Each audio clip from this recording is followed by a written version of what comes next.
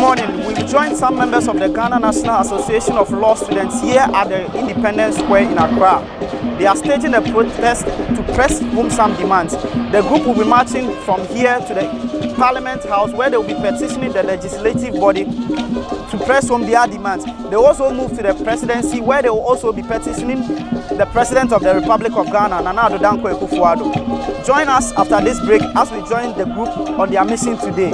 My name is George Isi, and this is Say It Loud on GhanaWeb TV.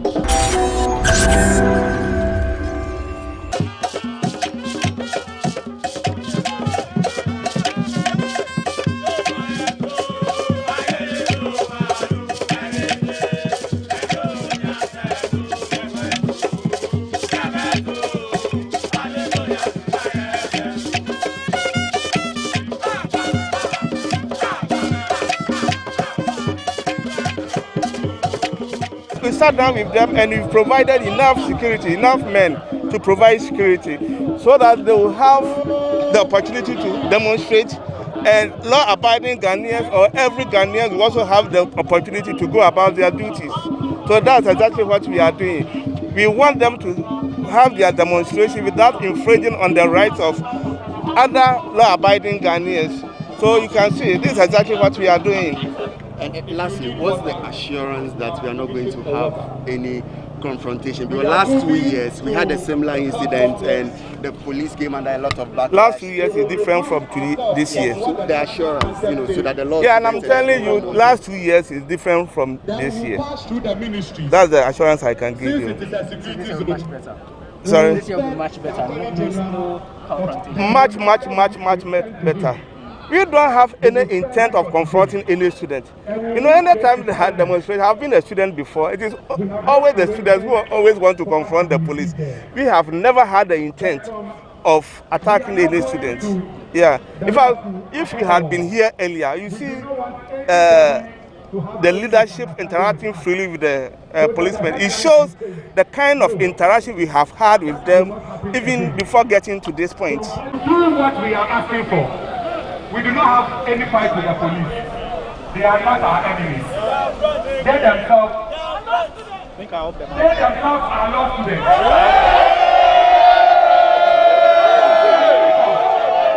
Their uniform will not allow them to wear this red. So we are doing this for them. We are also doing this for the police. Because when they arrest people and they send their docket to the Attorney General for advice, it can take sometimes 4 years. It is because the Attorney General's office does not have lawyers to be able to write those advice. We are in the country where the police have to fight land guards. In 2020, we passed a land act that says every community must have customary land secretariat. Where are the people to man that secretariat? We are here. We are here. We are here. We are here. We are here. Not our enemies. We are here. All we are saying is that future generations should not go through our pain. Future generations should not go through our suffering. The market woman's son or daughter must be able to also attend law school.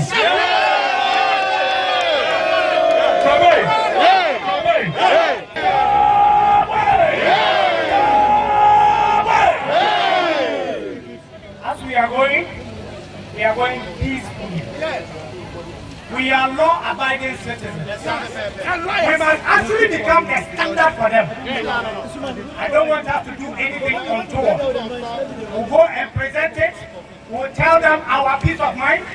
If the adults of this land will not speak or do not have solutions, we'll profess them to them, and we hope that they will listen to us. The bottom line is extremely, I use the word unreasonable.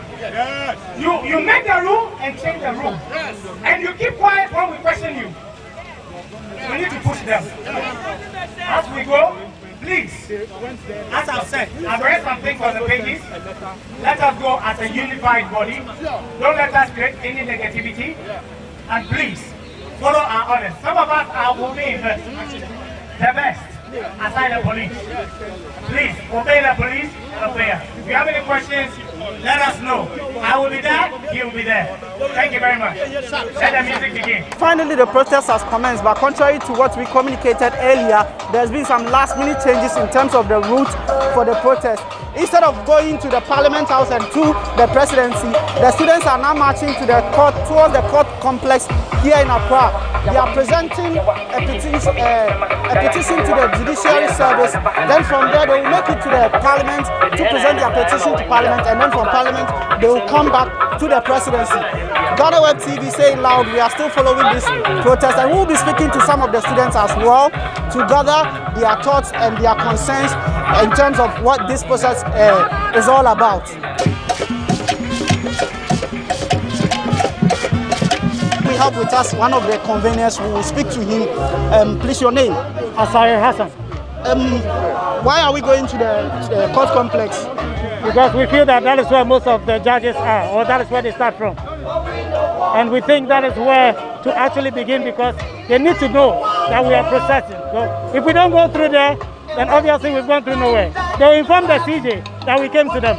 Are you personally one of the victims of the 499? No, I'm not. I'm the president of the National Association of Law Students, which is actually the umbrella body of even the 499. So the 499 comes under us. For you, what is your biggest concern in all of this development? The injustice situation that we are experiencing now by the 499.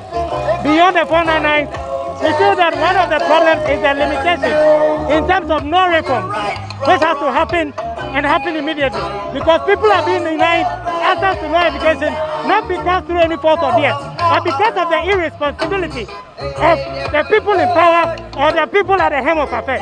That's how we are working this. So we are all looking for a solution to all of this. Yeah. What is your solution that you are proposing? For example, they should open the legal education. The faculties can run it. GLC can be like WIAC.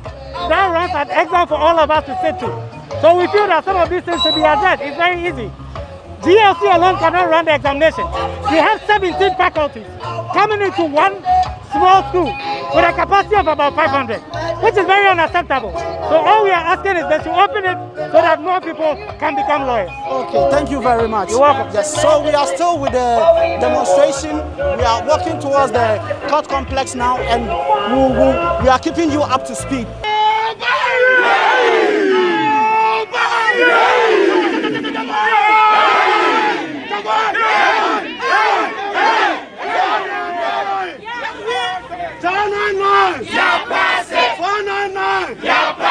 Chief Justice, Chief Justice, Attorney General, Attorney General, Mr. President, Mr. President, 109, 109, Attorney General, GLC, 109. So the protest is still on. We just left the court complex, the Supreme Court area, and the message there was simple. They want the Attorney General, members of the bench, to know that injustice is being dealt to them. We have one of their members here. We will want to speak to him. Mister, your name and your designation? My name is Tony Ban. I'm the lead convener of the 499 group, the group that wrote the exams and passed, but have been denied admission. So I'm leading them.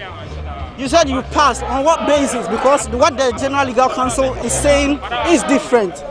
Well, it's established rule that when you write the exams and you get 50%, you pass. That's what we've been using over the years.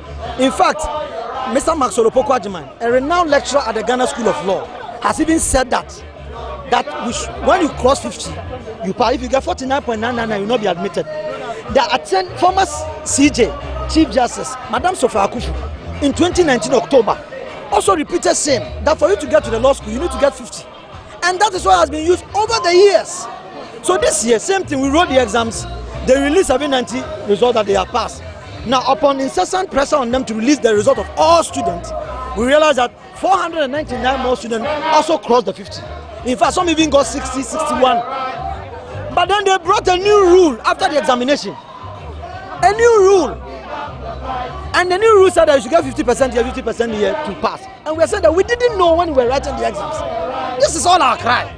That you cannot allow us to finish the exams. And then you bring a new rule when you realize that we have passed. To disadvantage us. And that is our problem. That's all we are carrying. Yes, you are demonstrating today, and you are going to Parliament. You are going to the presidency. You've been to the law court. What are you seeking from these people, these institutions? What would you want them to do for you? We want them to impress upon the General Legal Council and the Ghana School of Law to admit us now, because we have passed the exams. They should admit us now. We wrote the exams, per their own rule, we passed the exams. So it is only fair that you will admit us to go and continue our study. So we want them, and these are institutions handling the law. The General Legal Council is an institution that handles the entire law program in the whole Ghana. So we want them to employ us, to admit us, and to go to school. That's what we're saying. So in all these demands, there is a bigger picture, okay? People are calling for a total expansion of Ghana's legal education system. What is your group's position on that? My brother, there are so many faculties running the law program with only one law school. So it is fair and reasonable that if you have a lot of faculties running the law school, then you expand the law school, the school as well. Like I said, Nigeria used to run 6 law schools. Now they're expanding it to 12. What will happen if all Ghanaians are lawyers? It will be fantastic. We won't know what to do, know our left from the law, and everybody will do the right thing. So if you have people going to study the law, meanwhile we are even under-lawyered in this country.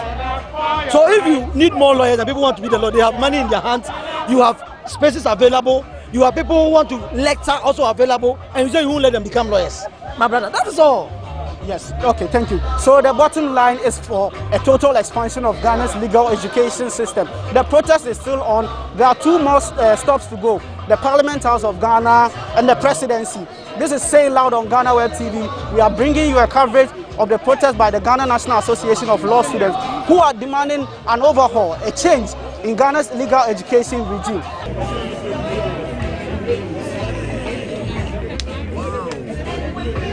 We are currently at the Ridge Runabout. As you can see, that road on my left leads to the Parliament of Ghana, and that is where the demonstration is now headed. They are going to present their petition to the legislative body of Ghana.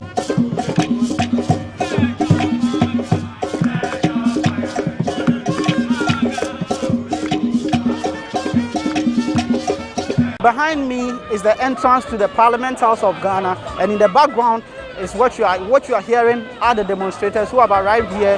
What we understand is that the protesters will wait here at the entrance while their leadership goes inside to present their petition to the Legislative House of Ghana.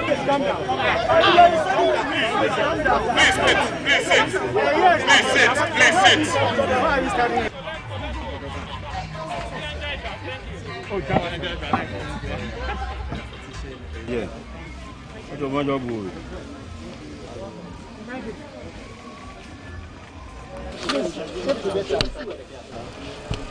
Yes, sir. You want to take it out and read portions of it. You may, sir.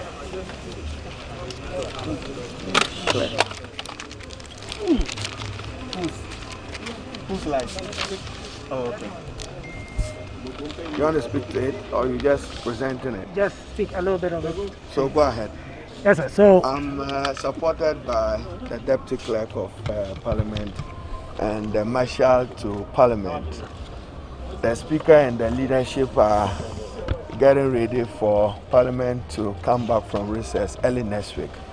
Therefore, I'm doing this on behalf of he's taking it together with me on behalf of the Speaker and on behalf of the parliamentary leadership. So you can speak to it. If we have some comments to make, we'll be happy to do that. yes, sir. My name is Asari Hassan. I'm the president of the National Association of Law Students. We also have aggrieved law students with us today.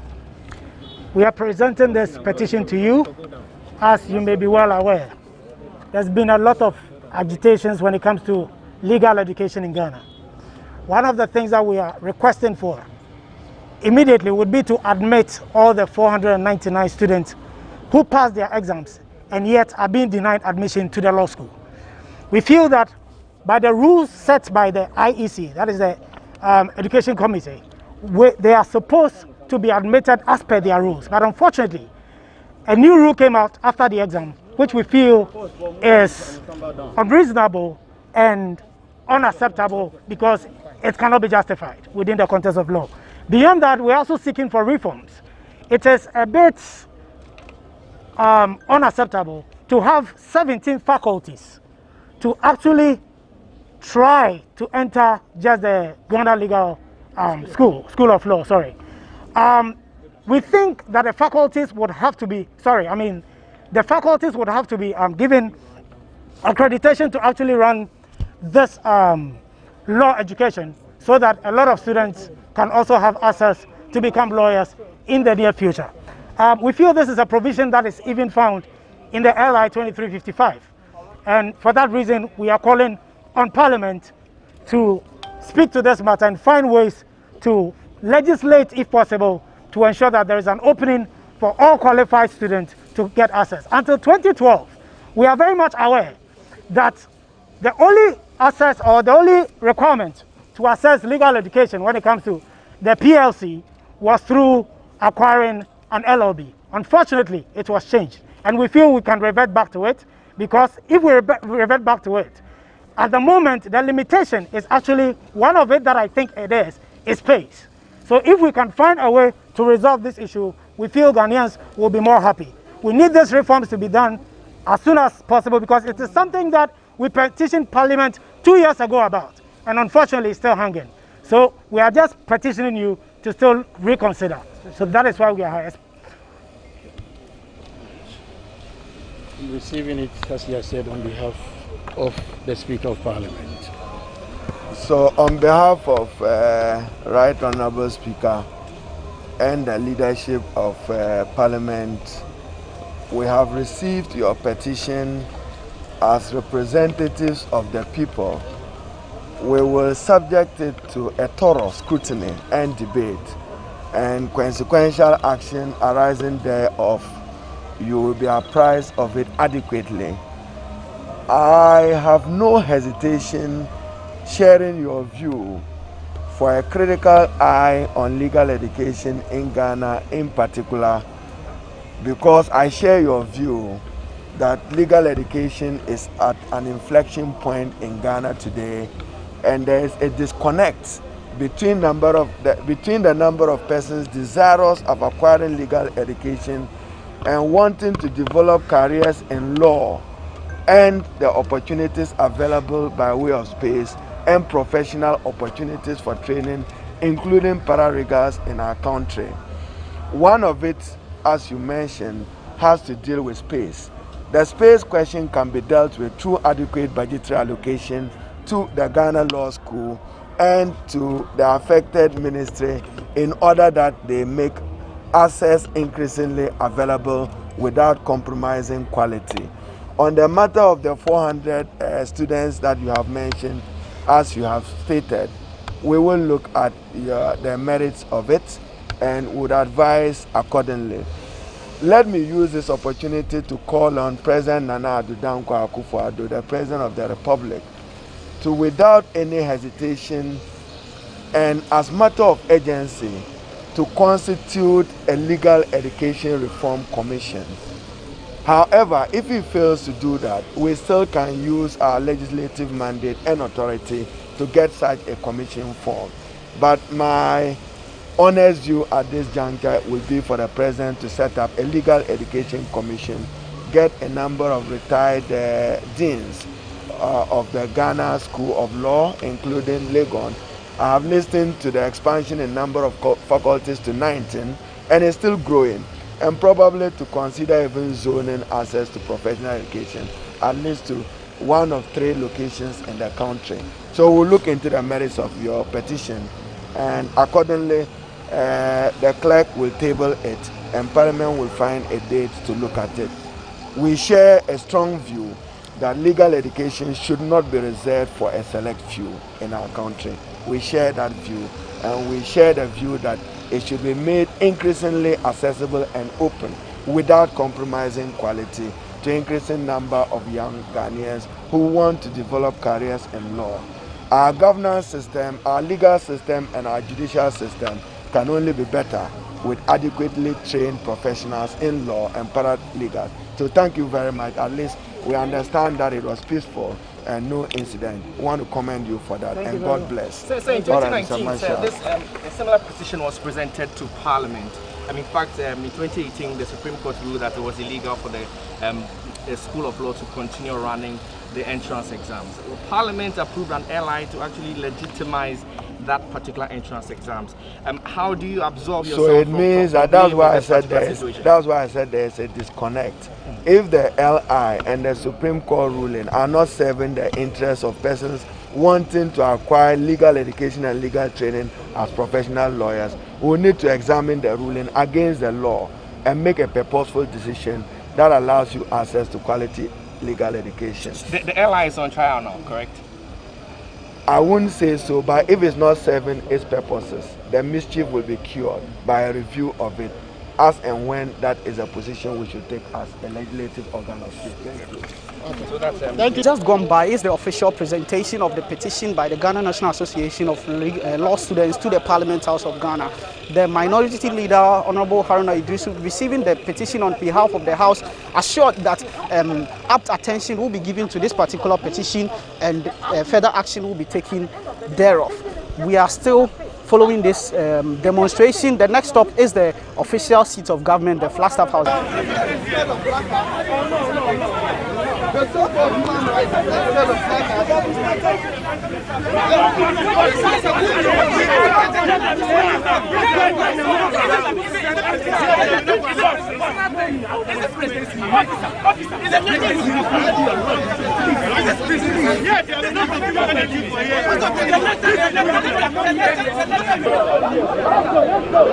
Okay, so we are finally here at the presidency, the Flagstaff House, where this is our final lap for today's exercise. And then it is worth noting that today's exercise has seen very successful cooperation between the demonstrators and the police, except that once we got here, the police is suggesting that they stay here and the presidency officials come to meet them. But then the demonstrators are demanding to access to the presidency, to the entrance of the presidency, so that they can present their petition there.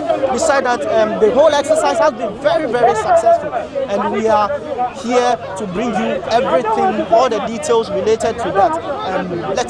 Let's delve into what's happening here. When we make laws, we have to follow them. Wait, I'm not done talking. Please, let me talk. I went to petition the police. I wrote to them. I did not tell them we are going to the presidency. Because I'm coming, listen to me. When I'm done, you can ask your questions. I did not tell them we are going to the presidency, even though I requested for it. Now, they said because it is a security zone, the president will accept to meet us at Afrikiko. Now, in the end, if the president is coming to us, or anybody from the presidency, why are we here fighting? We all cannot go there. So relax, ask a question. Are we a security risk? You want me to open up things? Occupy Ghana and all. You want me to open things? They didn't have any, they didn't have any arrangement with the police. But because are we threatened? I am. Occupy Ghana. Calm down. Stay like this. Let's get.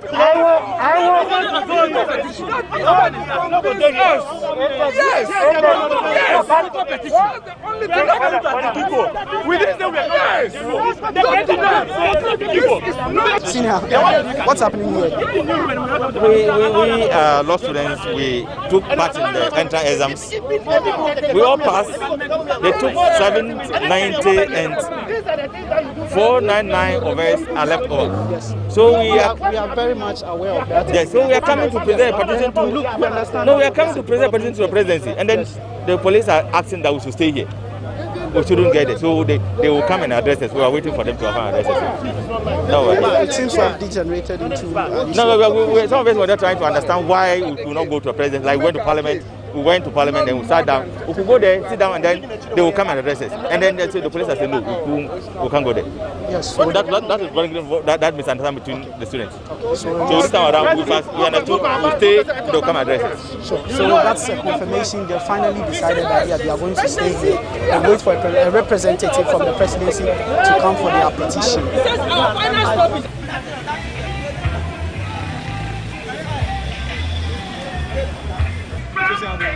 After further deliberations with the police, it has been agreed that the protesters who converge at the street opposite the Flagstaff House main entrance, where representatives from the Office of the President will come and receive their petition. It is once again important to note that the police have been very professional in today's exercise, and considering the history of such demonstrations in this country, it is another yet credit to the police administration, especially the new administration headed by Dr. George Ekufu Dampare. And so we take a break here, and once we return, we join them for the final presentation, and then we wrap up. Stick and stay. This is Say It Loud on GhanaWeb TV.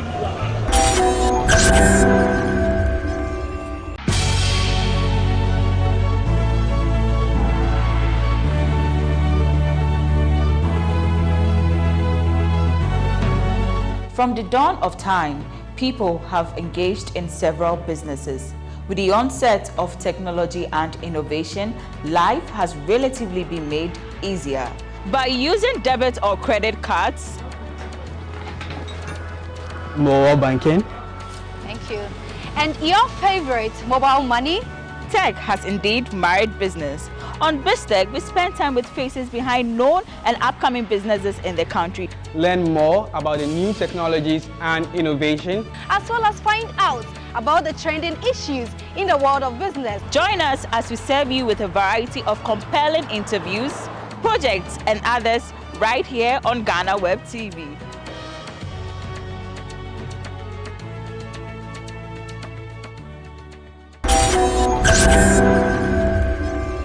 Welcome back from the breaks. This is still Say It Loud on GhanaWeb TV. Today we've joined Ghana students, law students across the country who are demonstrating, demanding for reforms in the country's legal education system. We are currently at the seat of the presidency, where they are wrapping up their demonstration with a presentation of a petition to the president. Let's join them as they finalize this process. My name is Asari Hassan. I'm the president of the National Association of Law Students. I'm sure by now our issues about the 499 wanting admission into the law school, who actually passed the law exams as per the rules of the IEC, which has already been petitioned to your office through the agri students. In addition to that, we of the National Association of Law Students also thought it wise to add our voice and also let you know what is going on within the legal fraternity, which is normally of a negative effect on the students. One is to the effect that we are requesting for the faculties to be open so that legal education can be open or accessed by all. The exam in place is actually an impediment of some sort, which is to say that you have about 19 faculties who are wishing or hoping to get access into the Ghana Law School. In fact, that is just one school. It's just like saying all JSS students are going into transfer. We are asking that the faculties be allowed to run the course so that we're able to get access into the law school. The second one has to do with even people going outside the country to read the course. And when they come, they are penalized by having to pay huge sums of money to be able to do their post-course. Even in the law school, there is a repeat system, which actually frustrates those in the school itself, which is to say that when you fail 3 courses, you repeat all of the other courses. Now, in view of all this, we are requesting that the 499 be given admission into the law school, which is, I think, their right, and this injustice should be curtailed. Beyond that, we are also seeking for the reforms, which I've already placed before you for your consideration. For that reason, we present this petition. Thank you very much, President. I'm receiving this on behalf of the presidency, and I think it is proper that I welcome you to the Jubilee House, which is the seat of this nation's presidency. Now, it is very important that you mentioned that you had submitted a petition already. It was received by my colleague, the President's Council. As it is, you being law students are more than aware of a theory that operates everywhere called the separation of powers. Ordinarily, the presidency would not want to extend its jurisdiction into the remit of the judiciary. Ordinarily, we will not want to do that.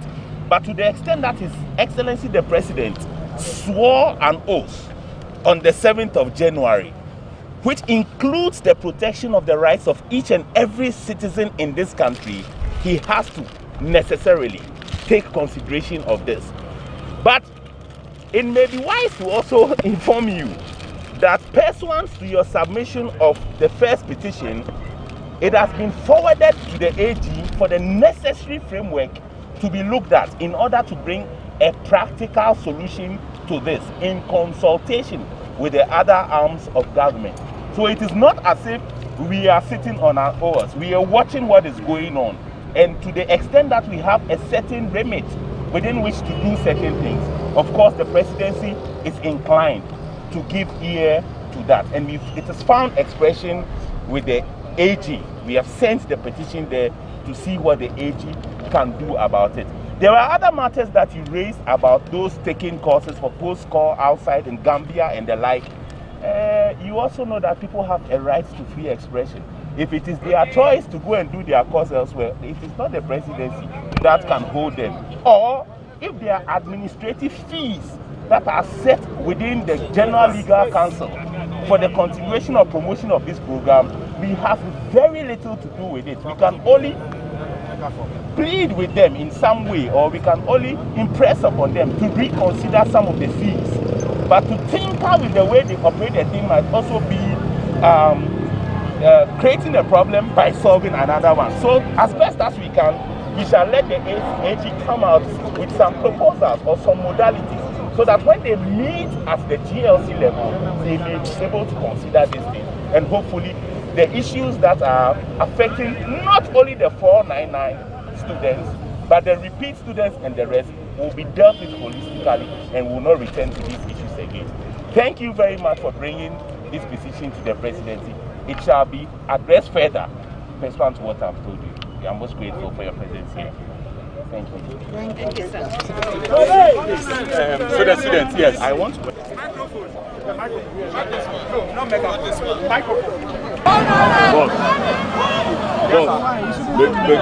it smart. Yeah, very smart.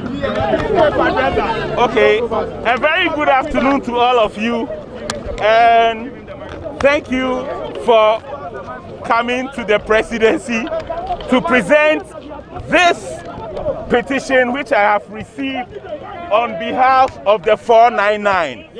It is very important for you to know, as I told your leadership, that the initial petition that was brought has been submitted to the Attorney General to commence work on it. As it is now, we have to be patient and wait for that process to be exhausted. We are quite optimistic that at the very least, some workable proposals will come out for the benefit of not just the 499, but for repeat students, for transition students, for students who are inclined to take the post-call option, so that holistically and realistically we'll deal with this matter once and for all. Thank you so much for coming, and your concerns shall be channeled to the appropriate place for redress. Thank you so much. The injustice must be resolved. Yes.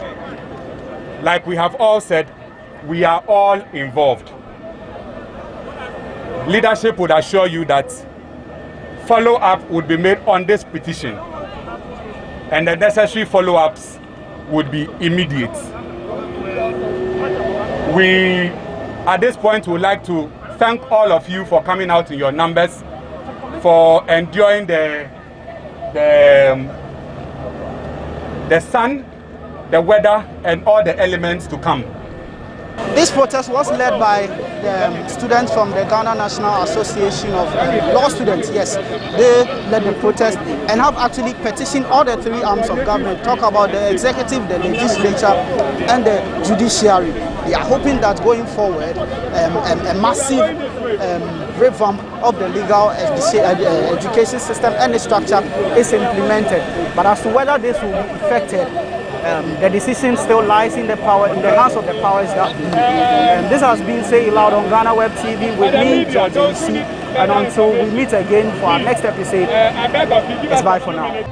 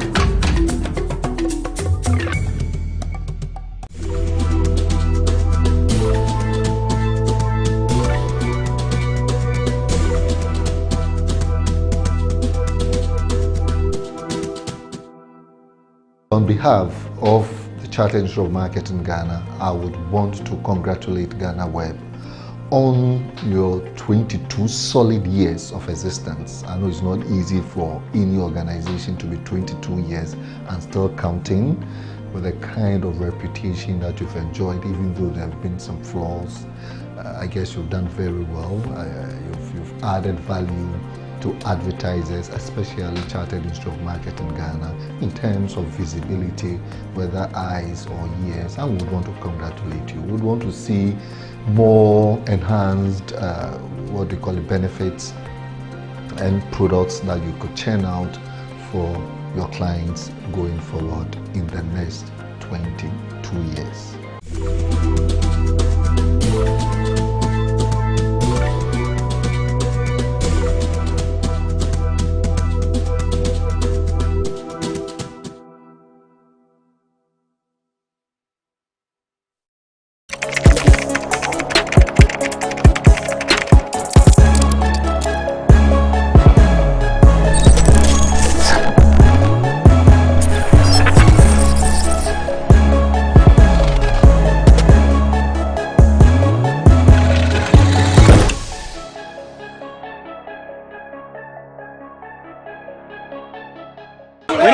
It be foolishness because we are stars, so-called stars. Our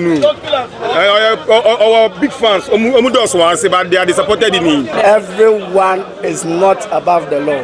We are all under the law, so I think the law should take its course. Charlie, for going like 3 months, so say you go learn sense. Shatawale, he's a ghetto youth leader. They should leave him. An Accra Circuit Court remands dancehall musician Shatawale and 3 other members of his team, Dipoti, Ganji, and Nana Dope, for a week for feigning a gunshot attack. We are seated to have a conversation on this. I am Benefo Boabin Abrantipa, and this is Bloggers Forum on GhanaWeb TV.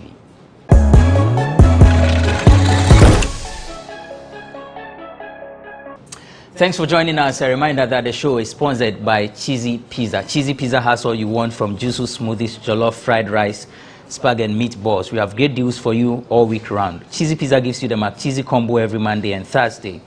With only 49 cedis, you get 1 small size of pizza, fries and chicken, 1 cola drink at all branches. Tuesdays are Super Tuesdays at all Cheesy Pizza branches. Buy your Super Family Pizza at half price every Tuesday for 40 cedis at all Cheesy Pizza branches. Be part of the midweek bonanza every Wednesday. Buy and get 1 free at all Cheesy Pizza branches. And also remember to start your weekend with special jollof and fried rice from Cheesy Pizza branches every Friday. Call 026-4133-397 to place your order. Cheesy Pizza, your way. And on that note, we cross over to Ama Broni, who is on standby with the tidbits. We call it Nkomo. IGP dampare ne nkofo de asembe ba wate amanfo wan kire Shatawale ai court kire ma won fa no kotwe abanko kumina wotwe baako ye kan ye case odi for the baako dem be say 3 years sana woka zile na wotwe de nsensem ne de doso ba ye nche kwa ma ye ntwa ye ho na ne ye course na ye fa metudwa Monday ya na betudwa say Shatawale birthday till the obehwe uko social media na SM free ene woni na na celebration ye wish ne happy birthday ne ade even kwa Beyonce American singer Beyonce kwa wish ne happy birthday uko ne website jama Shatawale de kusunya praise na ye ho ade chi Tuesday aya ni period ye na na dobdin se betudwa say ye Shatawale and best for abulity ne say asem kese na esi you go ya hwenim saka video bia na ase biba betudwa ni nyina amba wo be kai say ye na watwi be say na watwi atwam ibi na me be ka hwemu so ye osofu be fe ni Jesus ahofe an or den kom se bi betudwa say ye Shatawale mani paibo munye den enye sa de ye October 18 October 18 am Arabs be boni to say na mo de ye lucky dube na asem de be si de Shatawale krampo de ase de ye joke kakra say Sadik wa kai sa tweet no o make it say we be so boni to de na hwe na ye Sadik no ne nya ntokwa kana fu de I am say yes Shatawale na asema to obi odi ni birthday Monday ya ama for say na asem ne na nyampa wo wusu wo di egori ebe to bia say nyampa na everyday wo so we de dampare boys one him say ye new IGP de this one say wo pese wo cause fear and panic for salam de say asem na wo kan ye nye nokware a wa be kirewo nti ya oha ye ho na wo se dan pare se de ye kan ho adwuma kosa che Shatawale asa ba na bekeka kan sem bi asa person twede ndi nti ase esi de na obi a wo ankasa wo fake you dead ya oha ye ho na wo se enwa che Shatawale ba Shatawale ankasa na betu dwa so onu ankasa na e ko report ne huma police ko na nsem yi betu dwa se ye bebre eye se sia development and ye koso nti na eye ni pie na dob ganji deportie ne Shatawale ankasa wa akire wo court afede e say wo betena asem yi so a court akire mu say onkotwa bank kum 1 week ai na wo san so ba no aba beka asem ni so obedi for dia lawyers fu cheme betumi atwa bank kum be say eye 3 years asem ni dia asem kese pa na asem ni bedu dwubetu dwa wo fu be de one what me yes samini ai one is samini de one Shatawale say wo bi kakra samini na say wo Shatawale wo sori a hu say pa aha one no say wo kasa too much. Once a damn Paris, as some okay, access or person and called the good, but one funny say, Gorio, or put your mass, and I am with the Sata Craduma, or cousin, one kidnapping, I fed the Chio so on you may, I fed the producer on you. Once a word in a court to water, so man, there was some more Gusuka. And so, what's the son of energy now, Moyano, one cast Shatawale is celebrating to the Bachelor. Send a man, it's no man running in the lawyers be before Casa, was it? Send a Subano dead in it's childish, cause who did a who Bashe ni Pim, cause Shatawale and one bonnet you is something that could be at the one or at two. Na man for just say who go social media any free Shatawale fella I to TB aye medical one him say no nkofo ne o say medical ye no godson ni na nkofo de one watum ma aye Arnold that someone be do aye entertainment pandit one him so Shatawale there what say the one time you okay right but who ko bia wa bo Shatawale tia de be ma Arnold odu so chemo say na nkai san ka person ka ye ne te say bia odidi egori publicity stand na work kan afa de asem ni agency mi afa say one che Shatawale asem ni kwa ye mobo but see the oko social media hashtag go say free Shatawale they say the other go to 1 week enim na be see but say na tibia Shatawale say so onu no what did betu eye fias na be ya prophets na mo sorry na dem so dai na ba mani so na obi anya akwanhia arobesa ko fiti so onu Shatawale obedi no ho besi wo atama wo di ni fi court o tie na asam de ya won what in the court or ban be shedom Shatawale no so wodom street free SM ko gu ho na free Shatawale and the SM for life ba shata chima so no do akotum se na be ya sa aya fake prophets onu mo wo se wan obekeka se obi bewu omu ye fake prophets se na be ya sansem na be twa so e na nkode ne kwa be twa so asem na ye bebre ye di echi ne be ye bia no ye de bebrem se wa mu je ye ndidi daw na ye na wotwe ye sim da kwa say arrest nkwa aya funny face comedian and actor funny face on so wan akire won se video bi na be tu dwa ye wo ha na se ye funny face atwe camera esi ne so ai nkofo chima aya funny ase okọ depression mu kakra wo be kai okọ akra psychiatric hospital ko hwehwe mu se bibia ye okay ba wasan so back but am fuche ma funny face on stay on social media ni be de dwa kwa ne se funny the camera see ni so a eni ayeya wi atem didi odidi ye father Dixon atem bolare bi kan Adibayo and Adam for football ya man kan adi hin no to di natem asem ye felisan ka esi ho no ni baby mama Vanessa ansem ni de doso but video be de betu dwa na watwi ya se odidi Vanessa atem kwa ka se obeyi na fi ho an obekum no nsem ni de doso nti ya se police for de so ni mte krom ha de dan pare ne boys yes I want to say what threaten be life wa be kire nti wo be kire funny face but nsem ni so na yakoso an funny kire ma oni na enye ne nuso na adamfo bi amanfo oyonko be no okotam eye wi tofi bi obunsam tawa eyi wa abobon wan ni to se tofi no de man se fani jena tafre o so tafre be ne be hye na asa ahoma na ase dan koye yi no o de ba no de be yaw so no o se ba ye nu se ni kan no de ka asem na se na o chim se wi tofi ne ye ne sabe se de fani ntuso wo so nko hye na adwim ko tasan so ahye se eyi social media yo we mom ba 1 month won bese won hu nanim kra se wa twi phone esi so okasa onja ikasa no na eyi fani unum se kofu bebre wodidi won antem se ni amfo won se da nya hu ni papa obi obo ni din actor Kojon Cancer Lewen fani chema Lewen na adamfo pan no but onye ni hu ni papa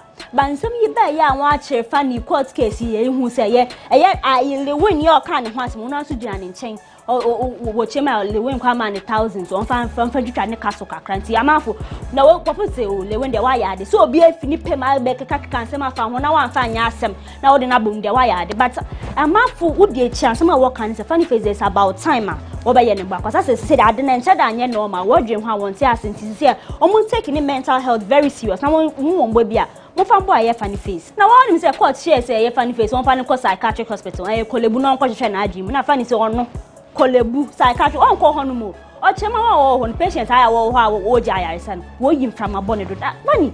What's a corner question share what the Munawania Umbua for medical treatment? And I come from a bonny uncle, we don't care from Benjamin. Fanny says, I come from Kolebu pass of a cordial. Lie. So do any chair crum higher LGBT full common homosexual and Hanyaman, some common the enjoy.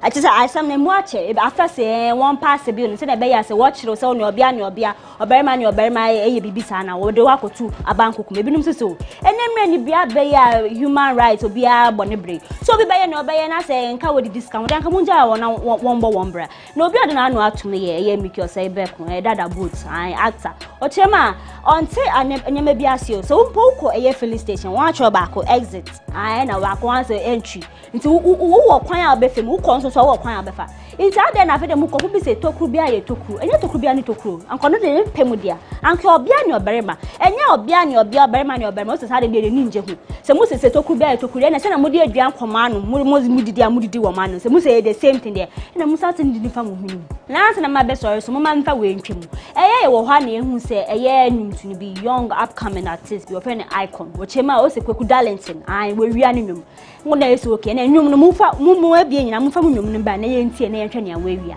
but ma fu chema eye icon ono no o release nwum ni edi kan kwa deda cause nwum na trend ase no wo studio bi na o rezi nyom no title ni disika kankan ena na na oto kakra but onu chema nyom no wan fan betu dwa wo wan man official o post ya na ja o delete so scan share ni ko sound is have coming there won share da ni ska bi anti oda ko share fridge mu se ne ho ye da na o release nyom afede o ho ne Kweku Darlington wo se we wia nyom na krom hade wo ka won we wia nyom na bebre wo ko ebi wa na share da nyampa wo se wo sample ye Kwame Eugene Mr. Domu no mudin abem ha yen kan bebre but asem ne chirema eye Kweku Darlington su chirema wen wia nyom nti nyom na ye icon ka se eni nyom ni nyom wen wia omu nyina e release nyom nti ze wonte ya na wakoye YouTube na akotie nyom ni be ofenity ka kankan na wahwe se e difference o man say the same thing na but icon ye interview bi no chirema eye Kweku Darlington on ne management wa threaten kwa se wo bekum o se ayi Kweku Darlington no kan se aboa na yen so ye boa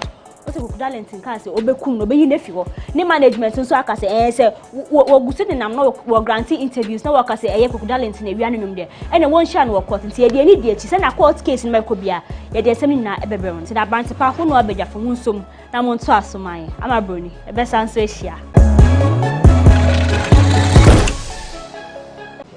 Thanks, Amabroni, for the tidbits and Komo. For more of these stories, visit our website, www.GhanaWeb.com. We take a break. When we return, it's all about Shatta Wale.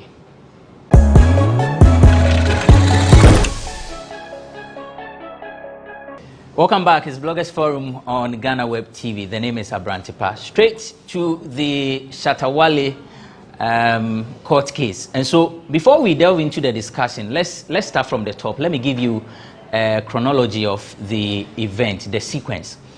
And so on the 28th of September on Accra FM, a prophet with New Life Kingdom Church, his name is Jesus Ahofe. That's the name that we all know him by.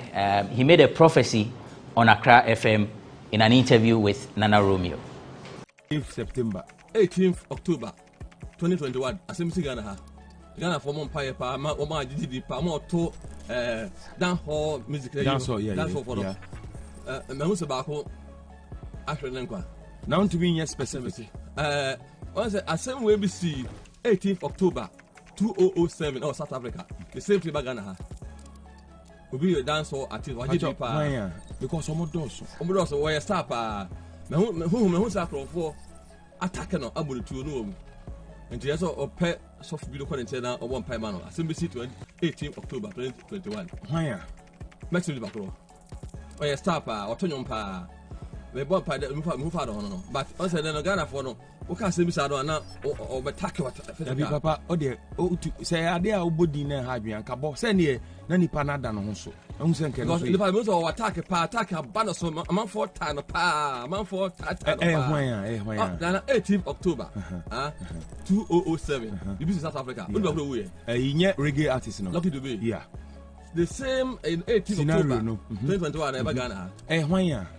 Why did you pa? Your friend is saying. You did a charge, you can charge. I also told down so. Send you Shatawale. They will hear a charge. Shatawale na de charge ni I think Mensa and Yama Mensa. And Omon Paya pa. Omon Paya more day pa because 18th October 2021. How about also life? And Omon Paya more day pa. And I was so for be at all or something couldn't say. Now rather father so I don't know. Just as a person be a Jamaica so pa. This is 18th October 2021. And the money we say Monday. So that's Jesus Ahofe. Right after that, Shatawale tweeted and said, "Okay, I hear. I will buy bulletproof and commando dress. Thank you for seeing that Sadiq want to shoot me in October." So the Sadiq element, you remember the banter Shatawale had with Sadiq, and it was all about the 3 music awards. Before that, Shatawale had made a comment about music videos. So that's how the conversation started. And so, you know, for those of us who are in the industry and know how Shatawale is, we knew that definitely he was dragging Sadiq into this whole thing just to make fun of it. So, you know, let's just forget about that. Now, fast forward to 18th of October. Now, that was a day after Shatawale's birthday, right? So, we're there, and then we saw some posts. For me, I had closed from work, but because of the rain, I was still here, and my colleagues showed me some tweets, some WhatsApp statuses and Facebook posts. The first one came from Idris Yusuf, and Idris Yusuf is the one that we all know as deportee. He said, "Right in front of me at East Legon, you did this to Shatawale, oh my God." And then the post came with crying emoji. Another one came, "Breaking news. So true, the pastor make them shoot Shatawale." That one also came with emojis, crying emojis. Then came a WhatsApp status. This one was the WhatsApp status of Nana Dope. Nana Dope said, "SMH, shaking my head. They could do this in this rain. SMH, FH, I know the mean to minka. If not the fact that he was driving prepared, it would have been too bloody. F this. My N too strong to give up. You strong, my G. I don't even know what to even say. The typing make difficult." It also came with the same crying emoji. And then this another one. "Thanks to those calling to check up. The king is still at the emergency ward receiving treatment. The gunmen are still on the run. Thanks to the Ghana police." So this is the status of Nana Dope. So right after this post, then people started wondering what could be happening. And then there were calls, you know, there were people calling people in the industry trying to find out whether it is true or not. Then came a story that Shatawale has been shot. And then the source of the story, in fact, the story was attributing the report to Nana Dope. And like I have mentioned, Nana Dope had made this on his WhatsApp status. Nana Dope is the road manager of Shatawale. His personal assistant, some choose to call him. And so this is what happened. Then later on, the police came with a statement and said that they had launched an investigation into the alleged gunshot attack, and that they have actually been to Shatawale's house to, you know, verify the information. They couldn't meet Shatawale, or they didn't meet Shatawale, and so they are still investigating it. But their preliminary investigation points out that the whole thing was a prank. Then, Charlie, I went to sleep, you know. Then when I woke up, I noticed that Shatawale had made a post. And then in the post, there were a number of things that Shatawale mentioned. The first, he questioned the police. He actually was wondering why he's wanted, or the police say they are pursuing him. And that when the prophet made that statement, the police didn't see the need to give him protection. Now, here is what he said. In fact, it's a lengthy post, but I'll just choose a certain portion of the statement. He said, "The statement made by this prophet has gotten me into a mood of violence, since no one in this country cares. So the police in this country want to tell me that none of them saw those threatening statements online to take action. This pastor said October 18, Shatawale will be shot, and you want to tell me that you didn't see from your cyber department, cybercrime department, nor did you hear or came across anything like that online. If my life can be threatened, and there is no law to take action on that, then I guess I will do what is right in the eyes of God. And then Shatawale apologized to deportee, he apologized to Ganji, he apologized to all his fans, and apologized to his father for putting him in that stress. In fact, he said that he took deportee's phone to make, he indicated, let me put it that way, because he said, deportee, sorry for taking your phone. So he mentions your name and says, sorry for taking your phone, indirectly saying that he, made that post. That post came with a red artwork with the hashtag, a very big one, Stop False Prophecy. Then later we understood, or we had the information that the prophet who made that prophecy had been arrested. Talking about Jesus Ahofe, we were told that he was arrested whilst he was on his way to Accra FM. In fact, he was at the premises of Accra FM. A police for Abefa Bishop, Akwesi Stephen Akwesi Apia, Adodona Bonemrane, Jesus Ahofe. Se see ayekasei o fie hanka oba na ya no said every Tuesday biano. Nembom ntiano eba se sia ne kire say a police for abe pekini se sia ewa Accra FM ha. Na police pickup ebe faro no white. Number no ye 1892-19. 1892-19 a white pickup police car, and a second car a dear children so a GP 249 enti omobefa nyamini power ha ene omode no ko enti de be film ababi aso so no yemfa nkame.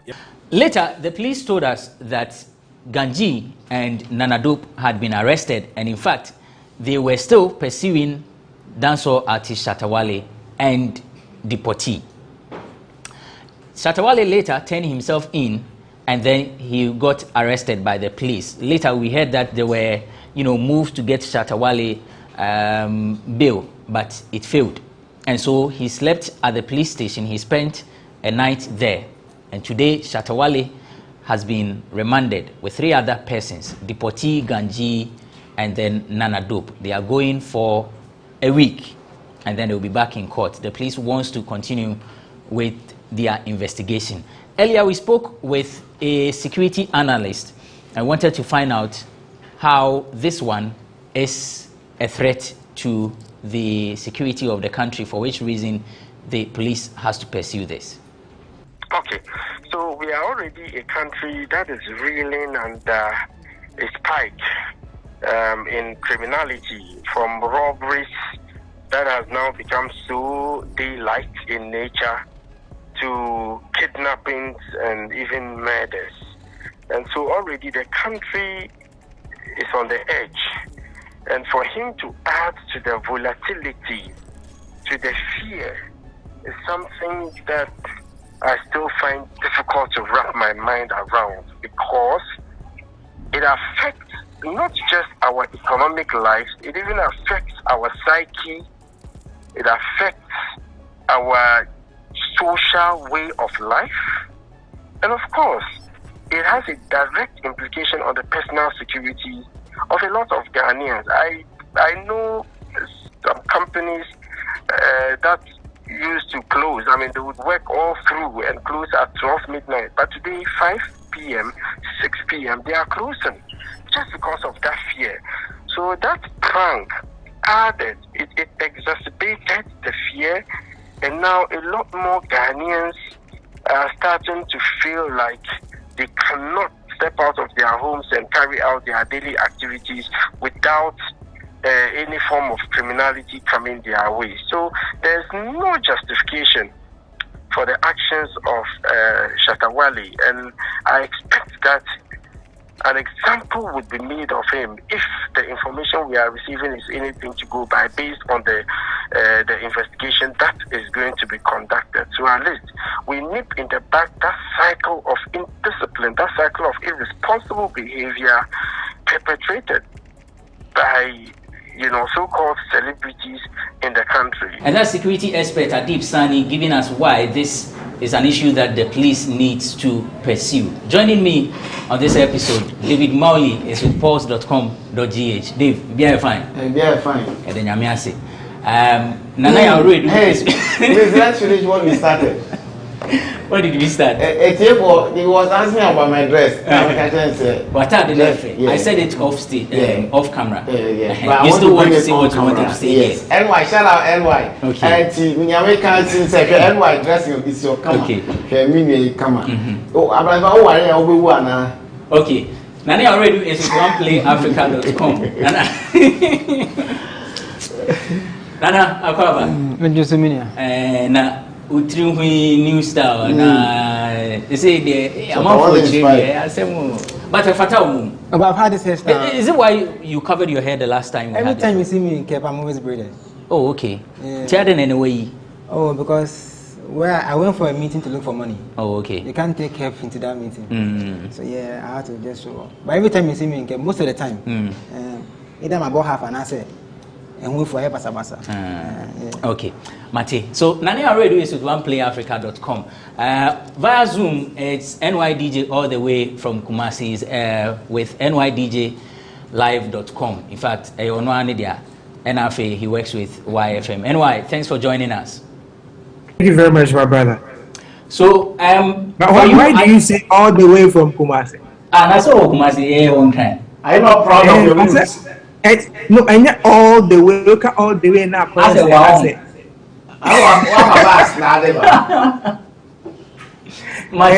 the way, no. This is my flight. All the way, no. On that note, Maminani President Nana Adudankwa go further and say, "Man can ye cry, Manua from Basa." All the way there. Anyway, so I mean, monitoring your post, you are one of the persons who you had all doubts that this is a prank. And I saw your post when everybody was asking, how is this going? Is it true or not? Your post was asking, what is the punishment for creating fear and panic? Why did you have that doubt that Shatta Wale has not been shot? Okay, thank you very much. So apparently you realize that, I mean, when this prophecy came up, we all spoke about it. We talked about how some of these prophets have actually made people run into hiding and all that because of some of these prophecies.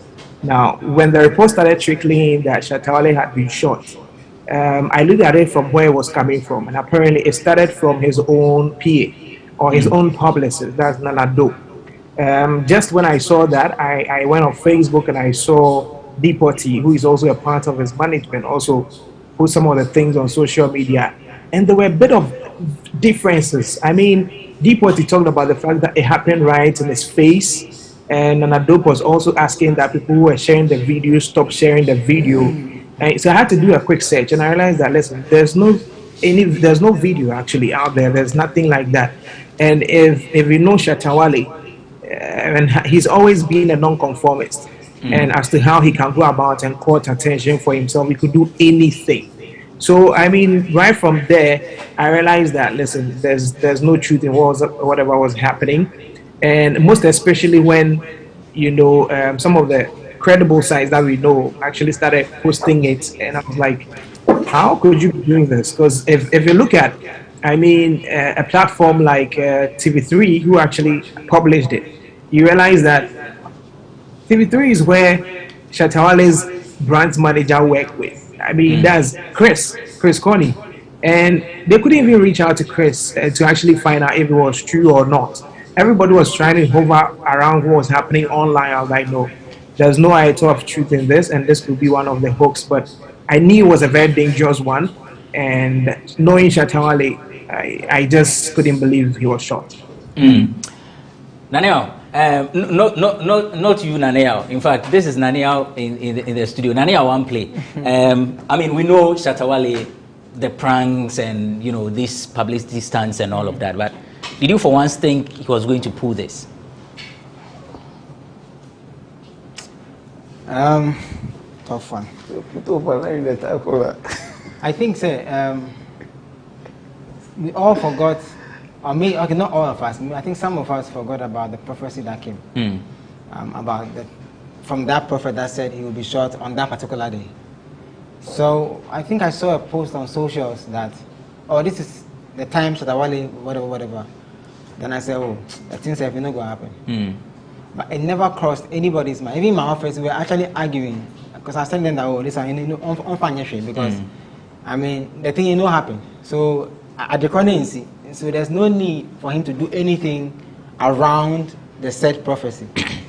Only for us, some few hours later, only for the bus, to start. When the bus began, I didn't believe it. I actually told the team nobody should do the story because it's not true. Okay. We actually tried to reach out to camp of Shatawale, and they were all saying they are not going to talk.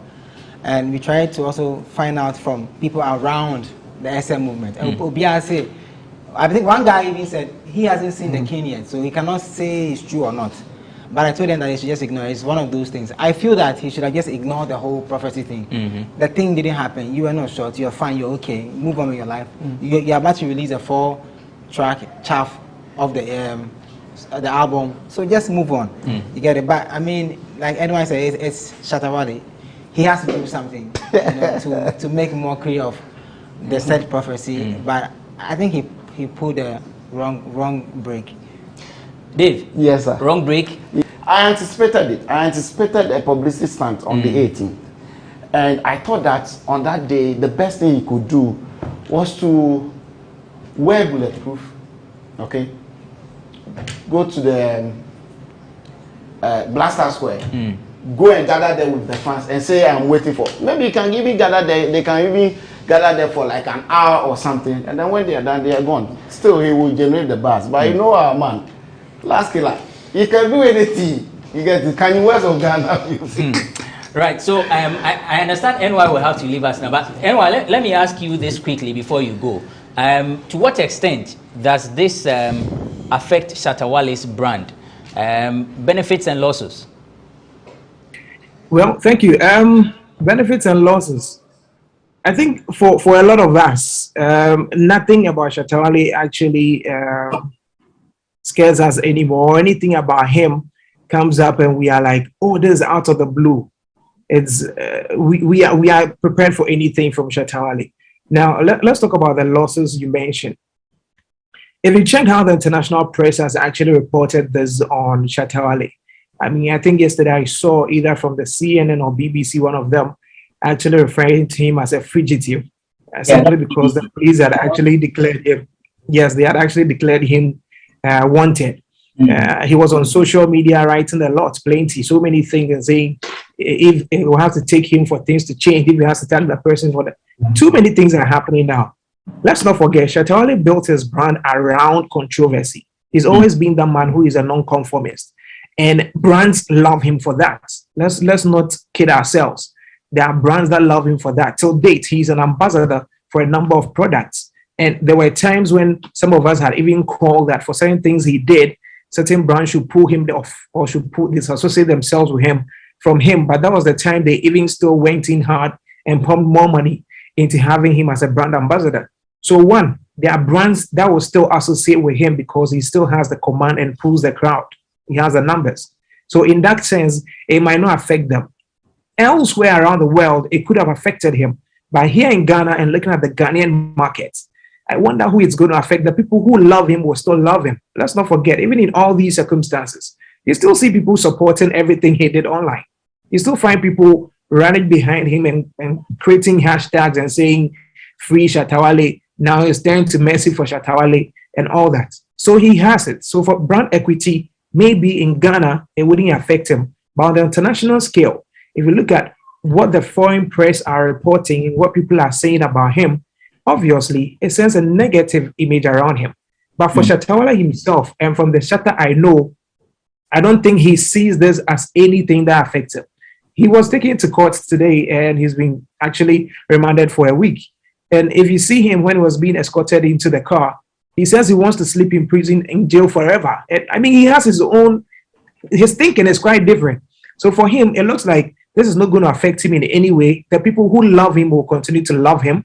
Those who don't like what he does will not like it. So he's more like, I am me. You can't change me. And if Shatawale should change right now, if Shatawale should actually move away from his antics and everything, he will not be the Shatawale we know. And for that matter, he's going to lose out.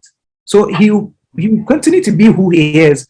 Brand equity-wise is falling on international standards. That's what I can say. But for the Ghanaian market, he is who he is, irrespective of if he's to be jailed for 3 years, a maximum of 3 years or whatever, he will still come back and be the same Shatta Wale. Nothing will change. That's what I think. Nothing is going to change for him in Ghana. But, you know, outsiders and how they see things differently. So their mindset and perception and everything about him will change. But then from Ghanaians who love him and will go to the war's front with him and all that, nothing will really change. It's just about what they care about, and that's Shatta Wale. All right. Anyway, thank you so much for joining us. We'll talk later. David, so I feel wish you the best. My friend, we just can I am on ready. All the way from Accra, then dry email. All right, that's NYDJ with nydjlive.com. So before we cross over to NYDJ, Nana, you made a point. Say the thing went overboard. Dave Mowley has also suggested that he could have done something different to achieve the same or similar intent by wearing bulletproof and gathering his people and all of that. Another Samogwedu has said that Shatta missed the plot, and that when you are pulling a stunt, there are two things. It shouldn't affect the sensibility of the public. How could he have, gone about this whole thing to achieve the same or similar purpose for which this prank was made? I think listen, I mean, Chris Coney is a senior colleague in terms of public relations in this business. I'm not supposed to do his job for him, but I mean, like David said, maybe wear bulletproof. I don't think so. I think he should just have done a live video and laugh. That's it. No, don't even mention the pastor's name. What do you do? Don't even mention the pastor's name. Don't mention anybody's name. Everybody, media people know that on the 18th, a certain man of God says, like something will happen to you. On the said 18th, you're fine, you're okay, you're in your house. Like the way he gets angry at people in the industry when he thinks certain things are not going his way, he goes live and throws insults. It's the same way. Just laugh. Don't say anything. Once you begin to laugh, your fans will connect the dots. Media will connect the dots and say, oh, okay, Shatta Wale actually is mocking the said prophecy. You understand? And then you're fine. You get it? Because you see, earlier on, I have a friend who's a policeman, so I also try to have some small education on what's happening. And even in movies, right, they show you a little bit of reality when how police and politicians deal. When there's a new boss in town, whether mayor, governor, police, IGP or whatever, that's not the time to play jokes. Because for the person to feel like I have command on my region or my space, they have to make a move. Meaning say okay, kwa there na tama Kumasi there no. We there no. Aha, na yako back ako Kumasi fresh. I kind of saying, what was the man's name? Kofi Boache or something like that. Yes, Kofi Boache. Yes, no ako Kumasi fresh. Yeah. So you see, when there's a new boss in town, you have to be very careful. Like me, that's why I agree with Arnold. That's the first thing. You have to be very, very careful. 2, tension day town, bro. If you're not close to any security analyst or police officer, you will not. Sometimes when we say you feel like, oh, things not be cool. People are things are tense. You understand? Yeah. Low key, people are complaining of certain hardship. Low key, even when you go out, you hear people say anyway, too many people are complaining. What am I saying? So there's tension in town, and you have to take into consideration all these things before you make a move that affects the nation. I've said it here before. Shatta Wale always forgets that he doesn't need me and I to say he's Wale before he feels that he's validated. He doesn't need me. I should cry and do one city. I'm not the Like he always feels like he has to do something so that David will pick a pen and do a story and say Shatta Wale is so and so and so, but then he feels like he's validated. You don't need us to be validated.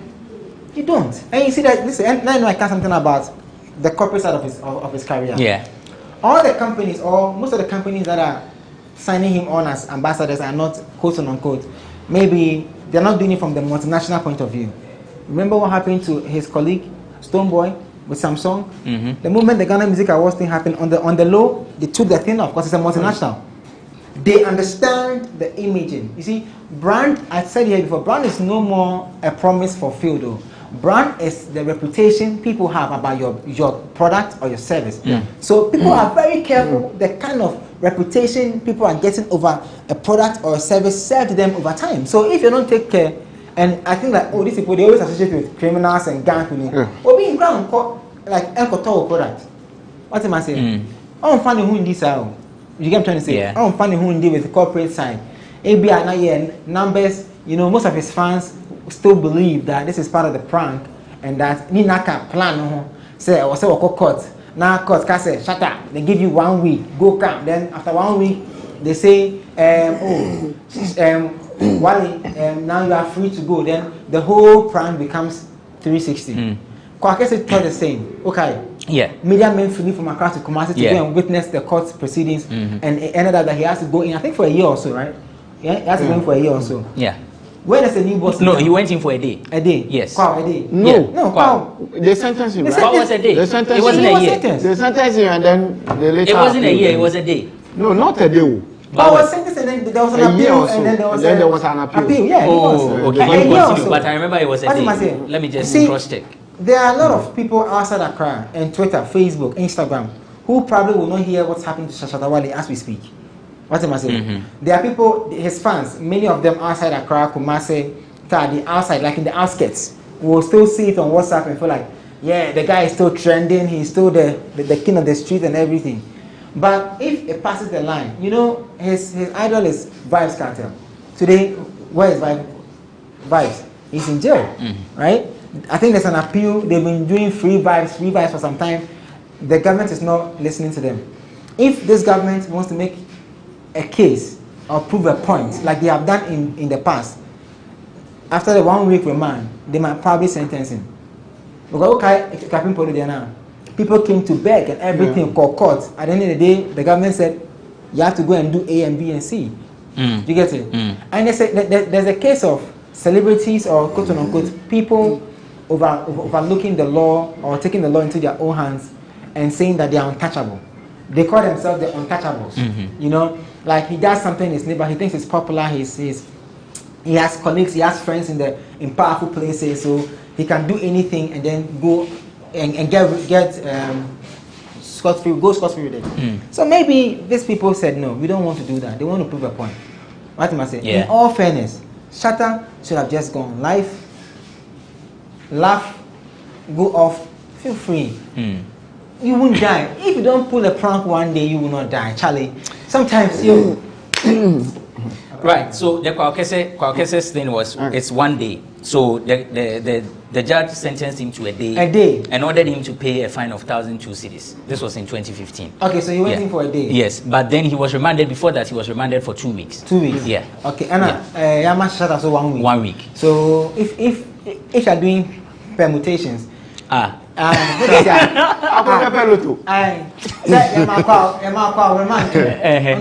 day, and Yama Shatta one. Let's not go there. If more, less different. If less, more divide. So it means that Shatta has been given less for remand. He can go in for more. Dave, you wanted to add something. So you see, let me get that before I go for the break. In all this, there's one thing that people do not even pay attention to. It may not be a prank. What may not be a prank? Whatever is happening. Whatever is happening. Now, what Shatta did might not be a publicity stunt. It might not be a prank. It might be the right description for it is a prank or a stunt, but it might not be the purpose for just pulling a stunt to get the buzz or create buzz about his album or whatever people are saying. It could be that he's fighting false prophecy. It is fighting the prophets who go out prophesying publicly prophesying doom prophecies. Yeah, that was that was clear in his post. That was clear in his post. No, people are forgetting it. That's not how you fight a false prophecy. No. Okay, so you disagree. When he says he's been shot, they'll go and find a prophet. Definitely, anywhere in the world. No, it's not that. No, it's I not come like out and that. say, no, it's not done like that. No, if I you come out and to predict report, listen, that you have to when you report. step out, you'll be shot, and you are shot, and you are caught on camera saying it. I'm caught on camera saying that, but when you step out at Bayero Junction, you'll be shot there at this date, this time, and all that. If something happens, you'll be called. That's why they call the prophet. Yes, yeah, so he's assisting investigation. Yes, exactly. You get it. Maybe he's doing this to like scare other prophets who's been doing this like frequent. We have prophets who've been doing this. And Nigel or whatever. Yes. He's done another one. Eugene, but Sister Fia, the doom one, he was afraid to mention the name because you get it. So it could be that Shatta is just fighting this. It might not necessarily be a publicity stunt for his album or prank for his album or anything. The album no cost of babies, but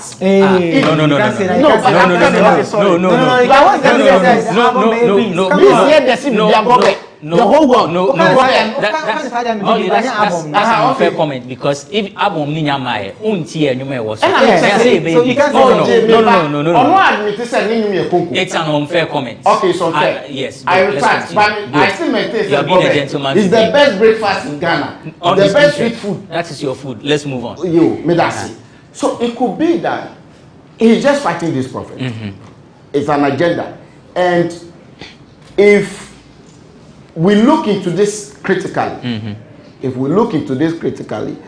Shatta Wale will win at the end of the day. He might go to prison, he might be behind bars for days and all that. But when it comes out, you think it's going to stop prophets from prophesying go and that people will die? Nigel Gacy, how do you pronounce his name? Nigel Gacy. His latest prophecy. He was afraid to mention that. It. Exactly. Okay. So give me 30 minutes. So this nonsense will stop. Okay. Nana, continue. Quick one. You're about and then I. Oh no, it's not about that. Yeah, your response. Yes. If I should put it in my little education that I've done. Now, listen. When a prophet comes out to say that you something will happen to you, your first point of call is to go to the police and make a report. Yeah.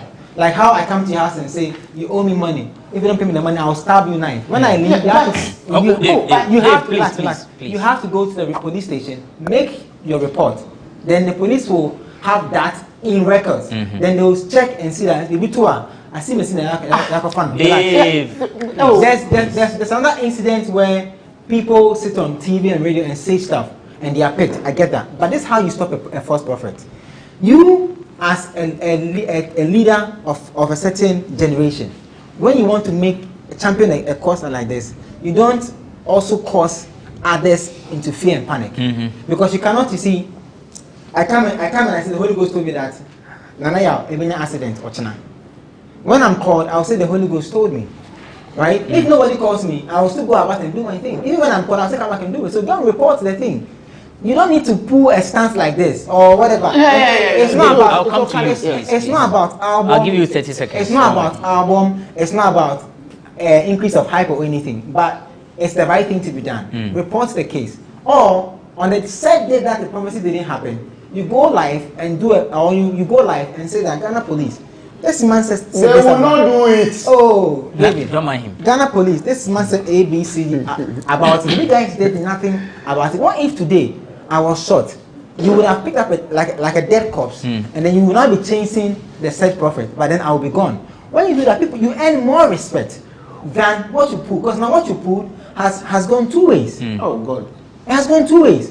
You could have just saved yourself and then champion a certain campaign against false prophecy in the right way. Who says, listen, I said earlier on that Chris is one of the finest PRs we have in this country. Sure. If Shatta decided to engage his team and said, listen, let's build a campaign to fight false prophecy, it would have been built. Even in another city here. I have just told you one. Okay. Like I said, don't go into a certain stand of you're shooting me.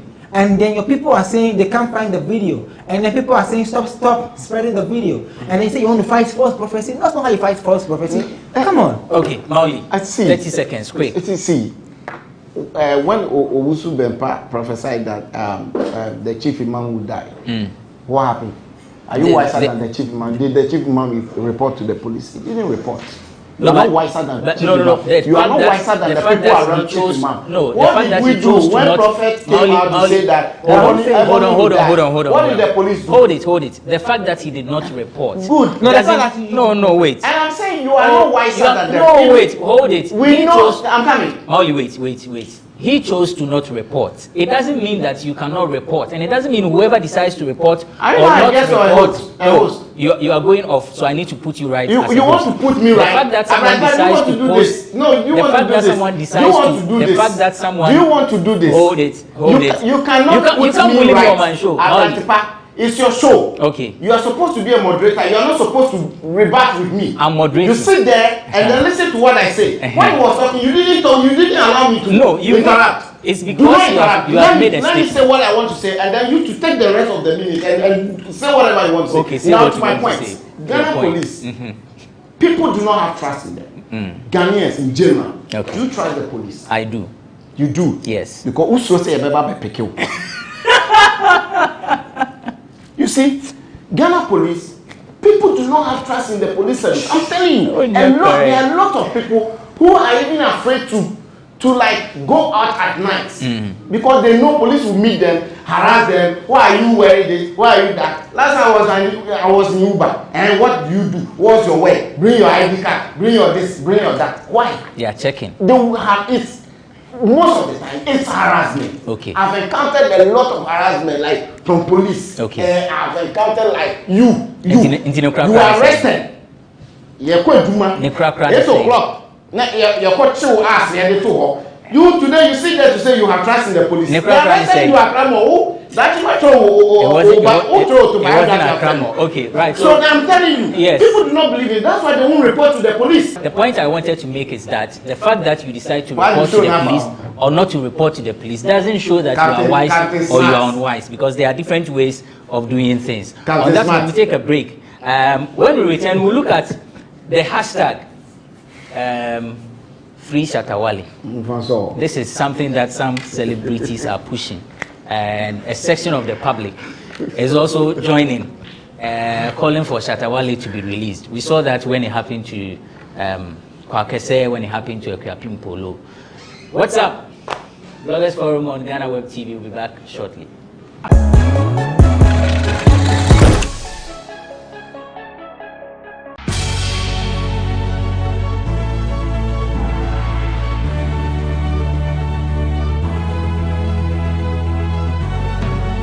From the dawn of time, people have engaged in several businesses.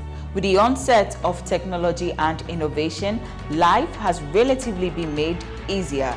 By using debit or credit cards, mobile banking. Thank you.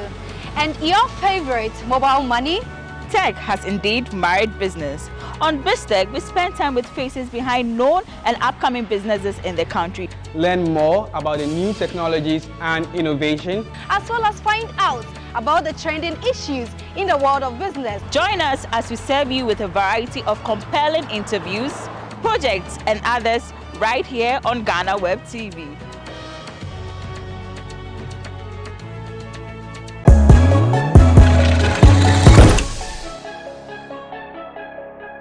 Welcome back. It's Bloggers Forum on GhanaWeb TV. The name is Abrantipa. I'm doing this with David Mowley. He's with pulse.com.gh.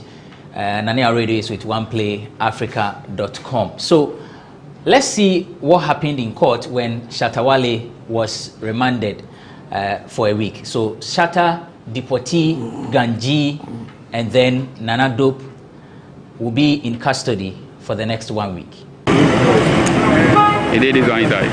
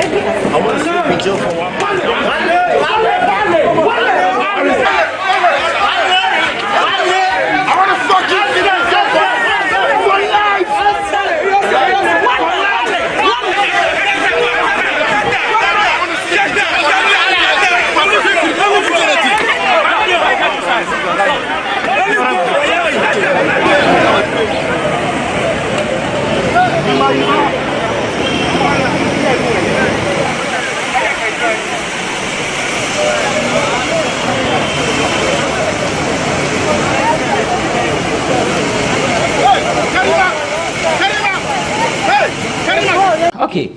Now, there's this interesting thing that's happening on social media. There's a hashtag Free Shatta Wale. A number of celebrities have joined.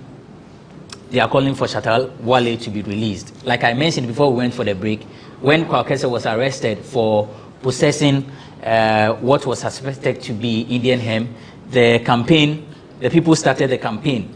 A campaign polo to the campaign was launched when there was the case between the case of Ekuapin Polo exposing the son to nudity also came up. There was Free Ekuapin Polo. Now there is Free Shatta Wale.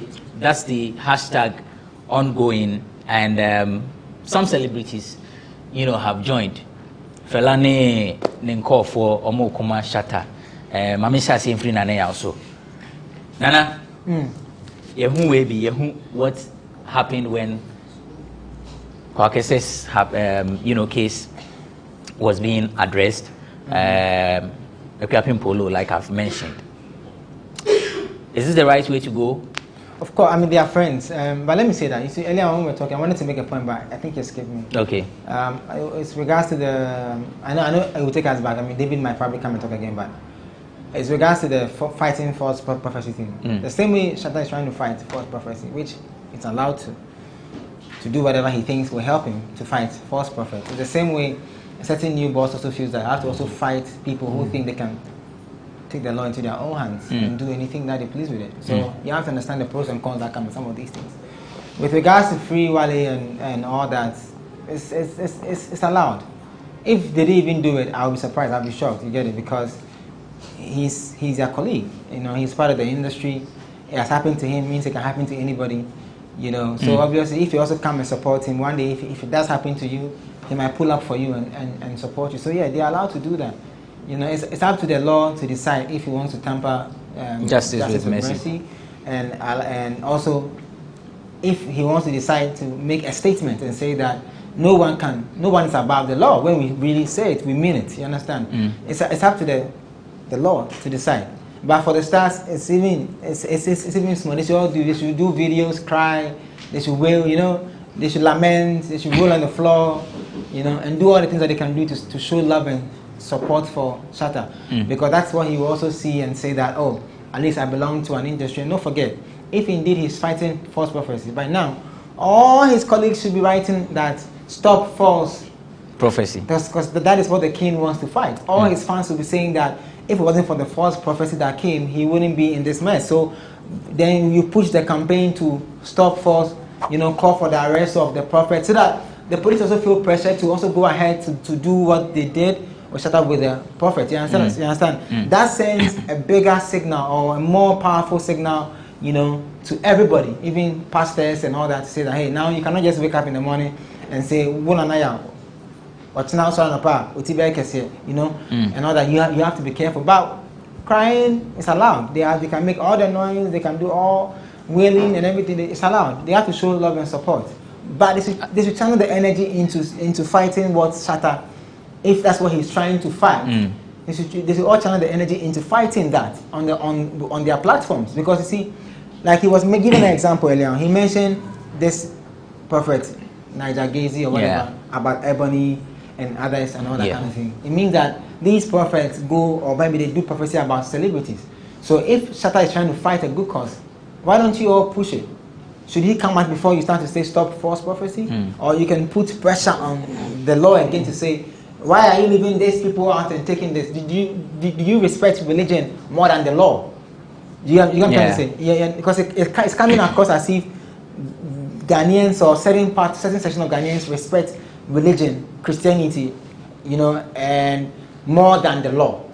You understand? Yeah. So they should champion that. They should fight the law on that. They should call on the law to do what it has to do. Dave, yes, sir. Hashtag Free Shatta Wale. What is saying? The normal.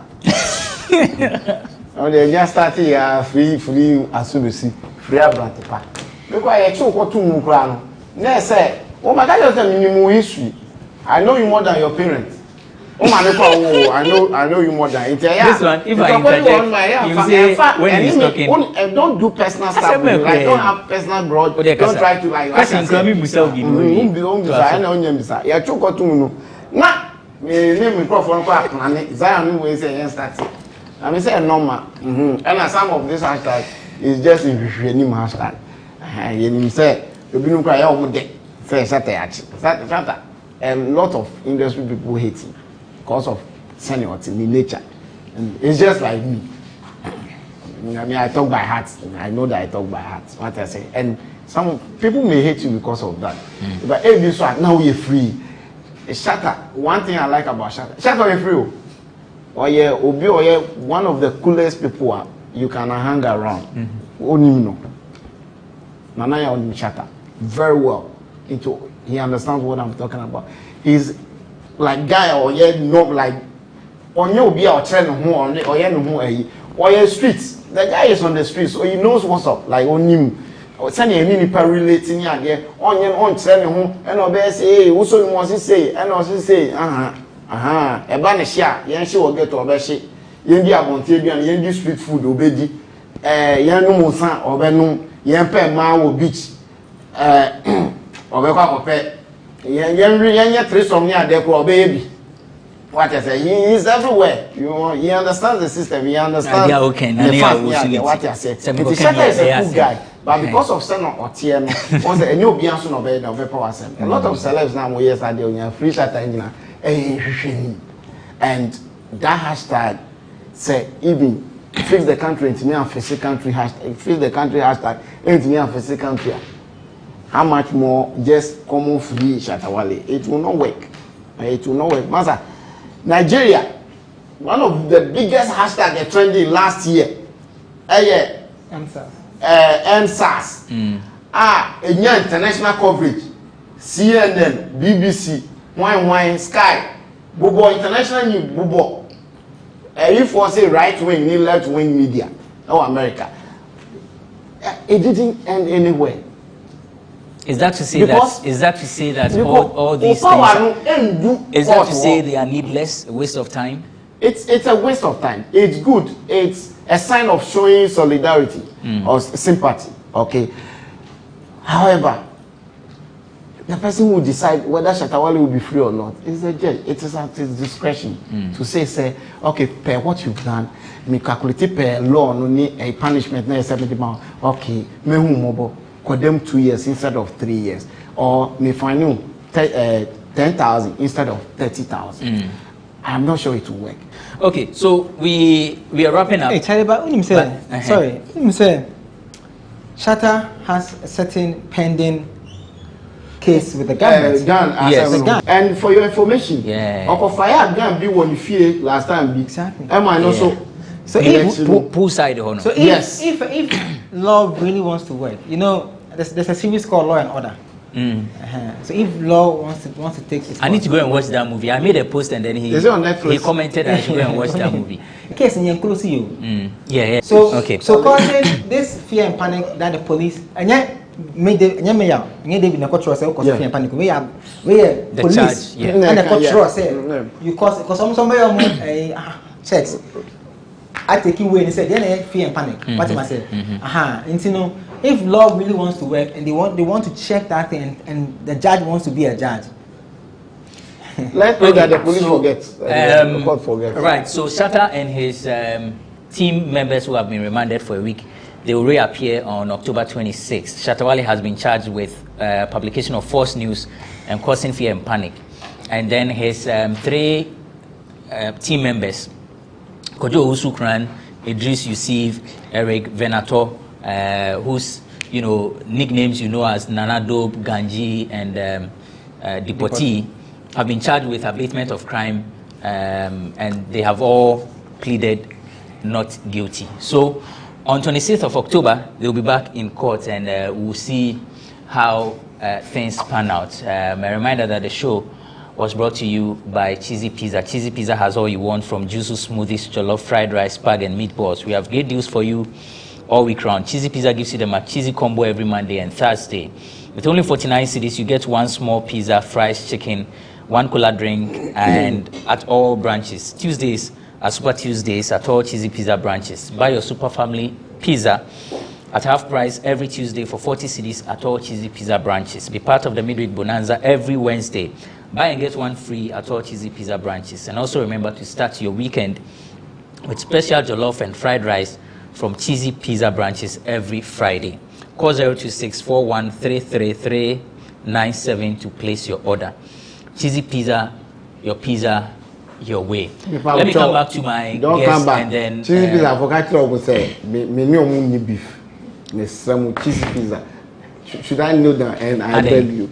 Yeah, but you should. I have more for pizza. And I'm not the bar now. David, before the show, you told me you had a coupon which has expired. Away. A few. So why are you blaming me? Because most time I'm coupon new one, but no. Please. Oh, cheesy pizza. Massa. Massa. Double. So now everything is double. So now if I sue you for defamation, oh, say you defamation. So defame me. Oh, okay. You are capable of what and you are telling them that. And you don't something. Who did we get me?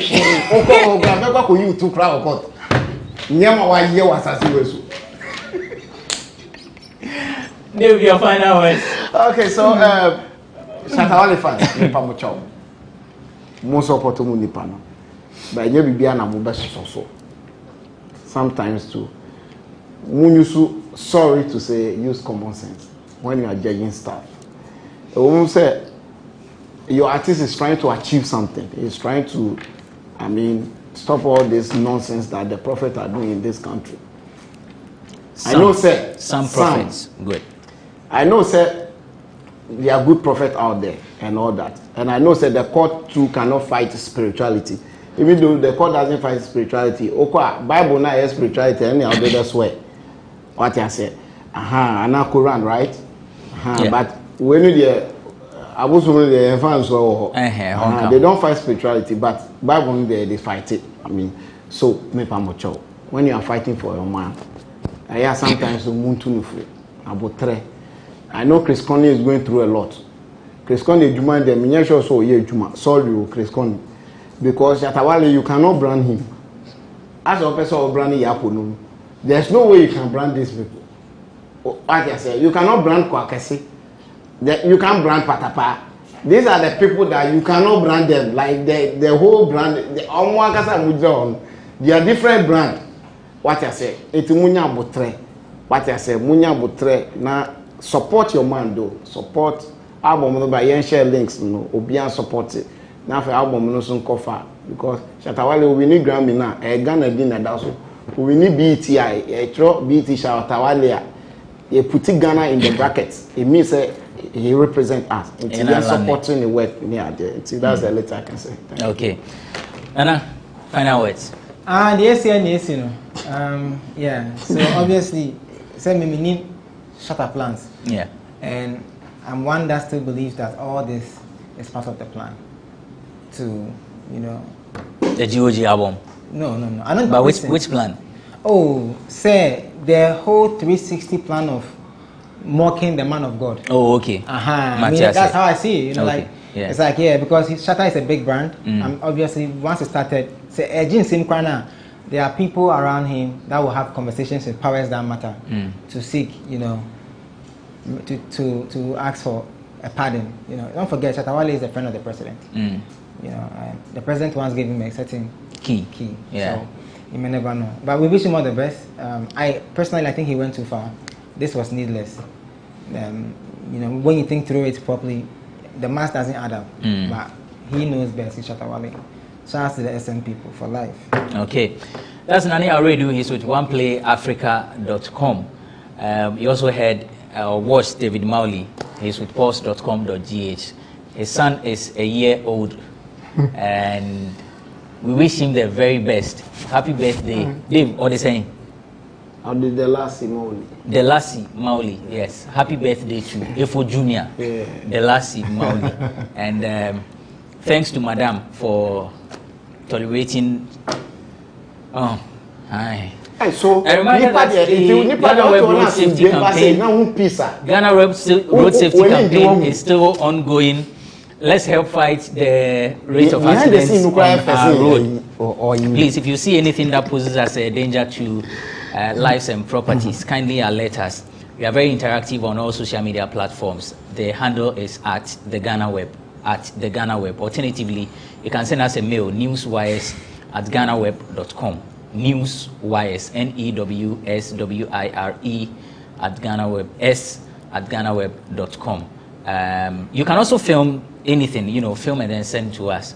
We will let the authorities know so that together we reduce the rate of accidents on our road. The GhanaWeb Excellence Awards voting is ongoing. There are 2 ways you can vote. You can visit our website, www.ghanaweb.com, and beneath our stories, you see a banner, voting is on, click to vote. So when you click, it will take you to the website where you can vote. There is a huge banner, nicely designed there. Alternatively, pick your phone, dial *713*81#. Then you enter the nominee code, you select your vote bundle, and then you make payment. So when you click on that banner I'm talking about, you see all the nominees, list of nominees and their respective nominee codes, which will help you in voting. The main event is scheduled for December. We'll come out with a date and any other information related to the awards. Thank you so much for watching this episode of Bloggers Forum. We'll be back some other time with yet another riveting discussion. I am Benefo Boabin Abrantipa.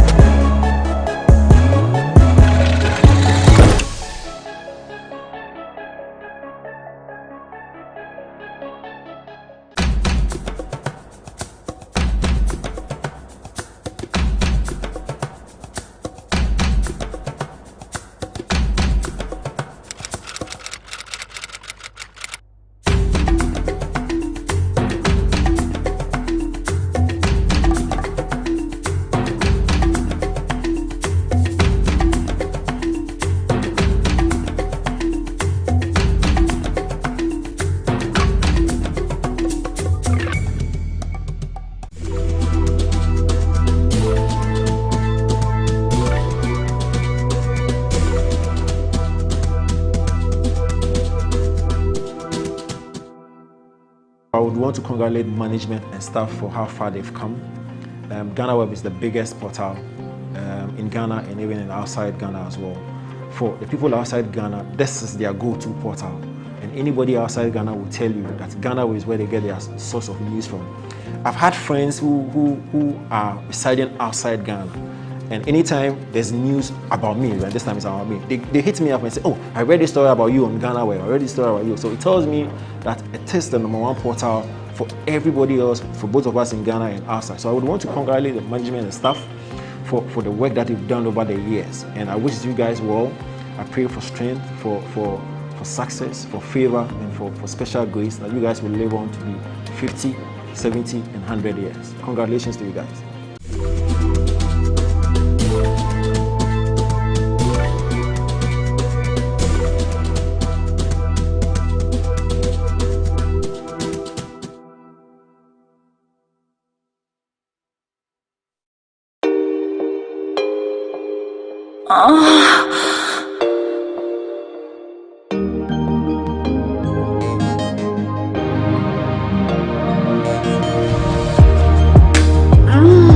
Right there.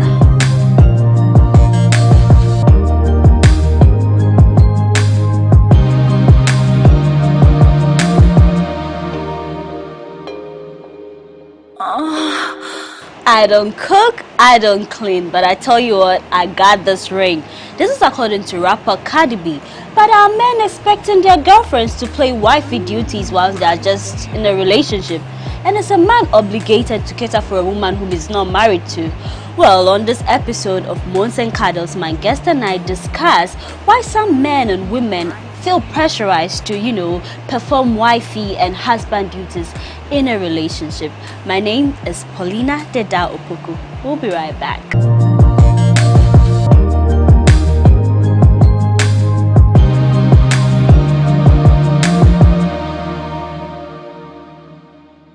It's a rainy night on Moons and Cuddles. The rain won't stop, but the fun must still continue. So we're here at the GhanaWeb studio where we'll be coming to you with this episode of Moons and Cuddles. Now remember that the show is proudly sponsored by Cheesy Pizza, and my makeup was done by the corporate chick.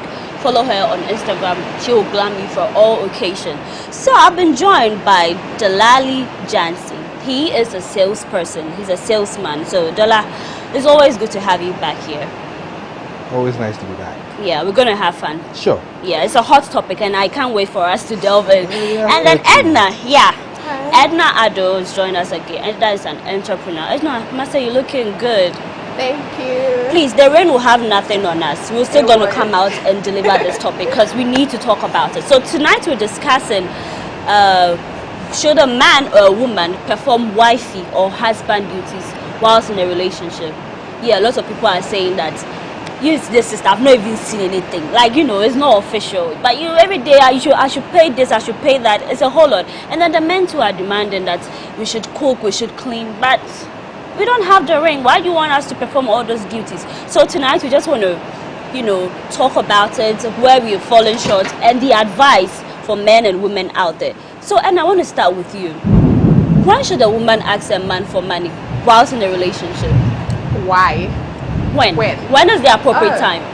I don't believe there's ever an appropriate time for asking money, but if you ask for money, I believe it should be for a good reason. If not, I believe it's in a man's own interest to know that, okay, this is my woman, I'm giving you allowance. I don't think we should be asking for money. It should be like, give it to me, it's my due. Okay, but men are also saying that, you know, you are not my responsibility yet. You're not my wife. You're not my wedded wife. No, I'm not going to see the family. You meet a woman, I don't know if you've heard men complain. You meet a woman, and in the first week, her landlord is ejected her from the house. Her mother is sick. Her birthday is upcoming. It's like the demands, and then they're saying that it's a girlfriend that I say I want to do. It's not like it's a charity. So with that too, are the men bothered with that move that some women pick? We are, seriously. I remember some time ago, I think 2014, I met a certain lady. Within a week, she was celebrating her birthday in 3 days, and she wanted money for the birthday. And I was like, whoa. That's so fast. I mean, the money thing, yes. We should, you know, get up ourselves and say, okay, this is my lady, let me, you know, spoil her once in a while. But it shouldn't be a regular. The allowance still won't be. Allowance is for wives, so. Not for girlfriends. Not for girlfriends. And do you agree? No, but then we say that if you're with a woman, maybe you met her, she's looking good. Maybe you know, Paula is a nice lady. I want to be with her. But then, what are you adding? That's what some women say. Question. Before I met Paula, she was looking good. Before I met her, yeah. How was she maintaining that? That's a great question. No, let me. How was she maintaining that? Before I met her. So as soon as I meet her, I have to take up the role of maintaining what I have seen. Yeah. And secondly, it's not my obligation to do that, as I am not married to you. Okay. I have to, you know, notice that, oh, okay, this is my girlfriend. Once in a while, I should, you know, splurge a little on her. But it shouldn't be a regular, maybe weekly amount of money. But then if it doesn't come once in a while, if it doesn't come once in a while, as you suggested, should a woman be alarmed and go like, is everything all right? They usually go alarmed. You know, they are usually alarmed by it. They speak to it. I quite remember some ex-girlfriend of mine. She actually reported me to my mom that I don't give her money. I was like, why do you think I haven't married you yet? Yet you've got to report me to my mom that I don't give you money, making me look like some stingy dude. But no, I'm not a stingy dude. You know, but You know, if the dynamics if of it's that not thing, stinginess, what? How can you describe that? It's what? it's the fact that I am not obliged to take care of you. We are in a relationship. Okay. You know, it's a mutual beneficial relationship whereby we like each other. We probably end up falling in love. You know, that's certain. But it's not about money. Fine, the sex too, like me, I always say, you are not obliged to give me sex if you choose not to. Okay. I'll understand. If I can't stay in that, you know, kind of relationship, I'll find my level to somewhere that I'll get what I want. All right. So I feel like Edna is dying to come in. Before I go on and say what I want to say, he said if he's going to, if we are not obliged to give the sex, he would find his way somewhere. Would you be okay if the girl also finds her way somewhere to where the money is? What I'm trying to say is this. I am not obliged to give you money. Neither are you obliged to give me sex in the relationship. We have to have that understanding. Unfortunately, that understanding is never there. Okay, so... And about me jumping up to it, that one, you know, it's one of these crazy man things. Okay. Would probably be in love with you and everything, but because of that single little aspect of it, maybe I'll try and get it somewhere, but you be my main chick. That's what it is. Okay, so... You're living in a crazy world. Seriously. So this is where I come in, okay? So I think we have to come to the understanding that none of us are saying it's a must for a man to give we women money. As you said, we had a certain image we had before you met us, and we need to maintain it. Before we met, you were maintaining. However, if I should buy my hair, 3K, I buy my heels, I buy my shoes, I buy my bag, I buy my clothes, and I follow you with it, you are looking good, isn't it? Yeah. So what happens? So what about me? So no, wait. I drip in my 3-piece. Yeah. I drip in my bling bling. I drip in my shaved beard. Sneakers on point. Okay, so this is what you want Who's to paying for my dripping? Yeah, and men are also saying that women are not taking care of it because it looks like it's all about us. What happens to us? I'm dripping and you're happy that you're working with them. Who invited who out? No, Anyway. Listen. The first thing is this. I'm looking good too. And you can brag to your friends that that's my man. Yeah. Okay. Then your friends will be like, wow, Paula's guy is mwah. Yeah. Who is paying for that dripping that a dude is dripping? Who's paying for it? He's paying for it himself. That's what you don't get. Okay, so it depends on which kind of category of girl you are talking about. Girls who are like real girls who expect their man to have their back, also have their man's back. It happens that way. It happens like that. Because you can't. I've not seen a woman. Okay, there might be some people who are very different. Few. A very, very no, but then for a percentage. woman who is, you know, getting the support from a man, you feel loved, you being spoiled with money, gifts, and everything. I'm not sure that if you have the means, you will not want to take care of your man and make him look good. Yes. Really? Yes. Oh well, I'm here to see one.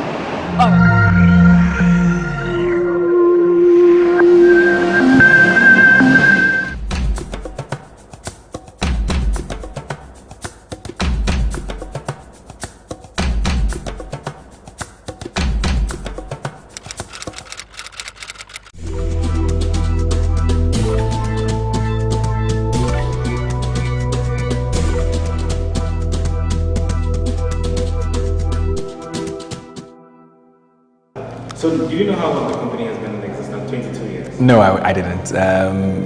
It's when you reached out to us and mentioned that you're 22 years, and I think that's shocking. I've followed, GhanaWeb for quite a while, more than a decade, but I wouldn't have pegged you guys for having been in existence for more than 2 decades, and I think that's really positive for you guys. You've served the nation really well with the kind of contents that you've delivered to your readers over the past years, and I think that it's been a pleasure, having worked with you. For me at Soccerbet and for every other reader out there, I'm sure they'll be really pleased to know that you've been in existence for 22 years. We want to, from here at Soccerbet, what we want to say to you at GhanaWeb, to your management, to your staff, is congratulations for this particular feat. It's been an amazing journey, I'm sure, and I want to wish you all the best going forward for the years to come. Everything that you do, may it work well for you. May you go beyond your boundaries and continue to serve the entire populace.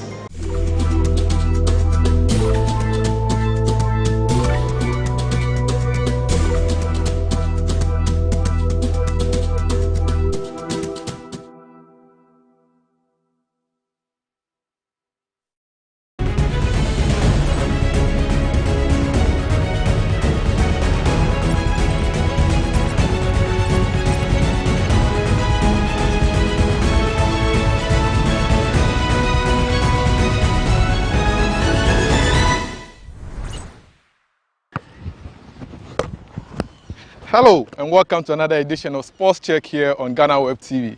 My name is Joseph Adamafio, and today our guest is one of the Black Satellite defenders who distinguished himself among his peers at the tournament. His name is Frank Asinki, and we are here to have an interesting discussion with him. Stay tuned and we'll be back after this break.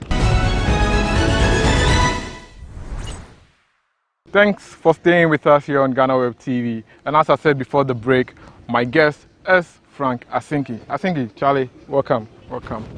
Charlie, how far? How's the tournament been ever since you came back and stuff? Like, how's life been? Life after the AFCON? Okay, we just came back on Monday. Today is Friday, so actually 5 days. Everything is fine. But we are just from the tournament. God being so good, we won. I'm preparing towards my next. Okay. Yeah. So, how did you feel when you got the call up that you're going to play for the national under-20 side? Yeah, first of all, I was very excited. I know it's an opportunity for me to showcase myself. So I think I'm very proud of that. Yeah. Did you ever know like you were going to get a national team call up? Actually, I've been there before during Waffle time. Okay. I had my visa to go to Denmark. So the time I was in camp, my particulars came and I have to leave. Oh, so that's why you didn't play at the Waffle Cup? Yeah, okay. Because I have to go to Denmark. Okay. So, but you joined the team within some few weeks and you were able to gel with the team, like you and Ibrahim Danlad, as well as your pairing defender. You were all tight in defense. How did you manage to like have that relationship with them? Yeah, you know, as a footballer, you need to manage yourself. Wherever you are, you have to at least do everything that is possible. So me joining the team, it's not like I'm a stranger or something. I've been there before, so I know them already. So we managed to play compact and more defensive. Your first game was against Tanzania. You guys won by 4 goals to 0. It was your first game.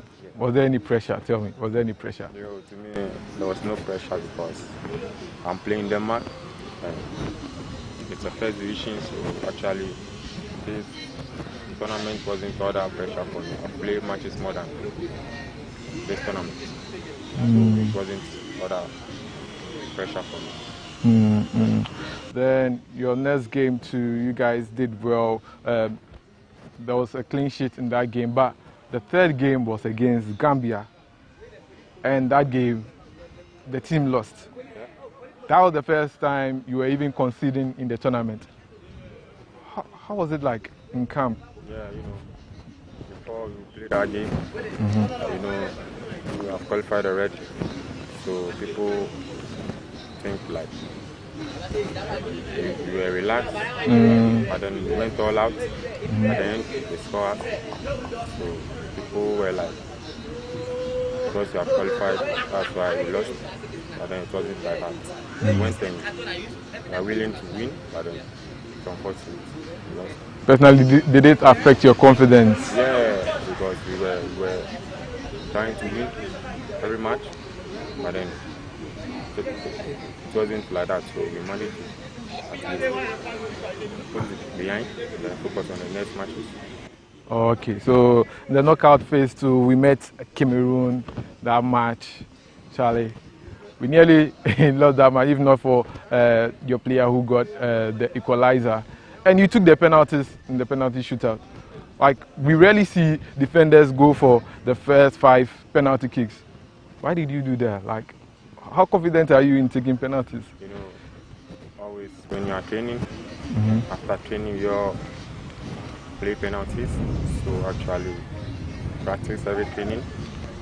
After training you practice on penalty, so you are used to that. Okay.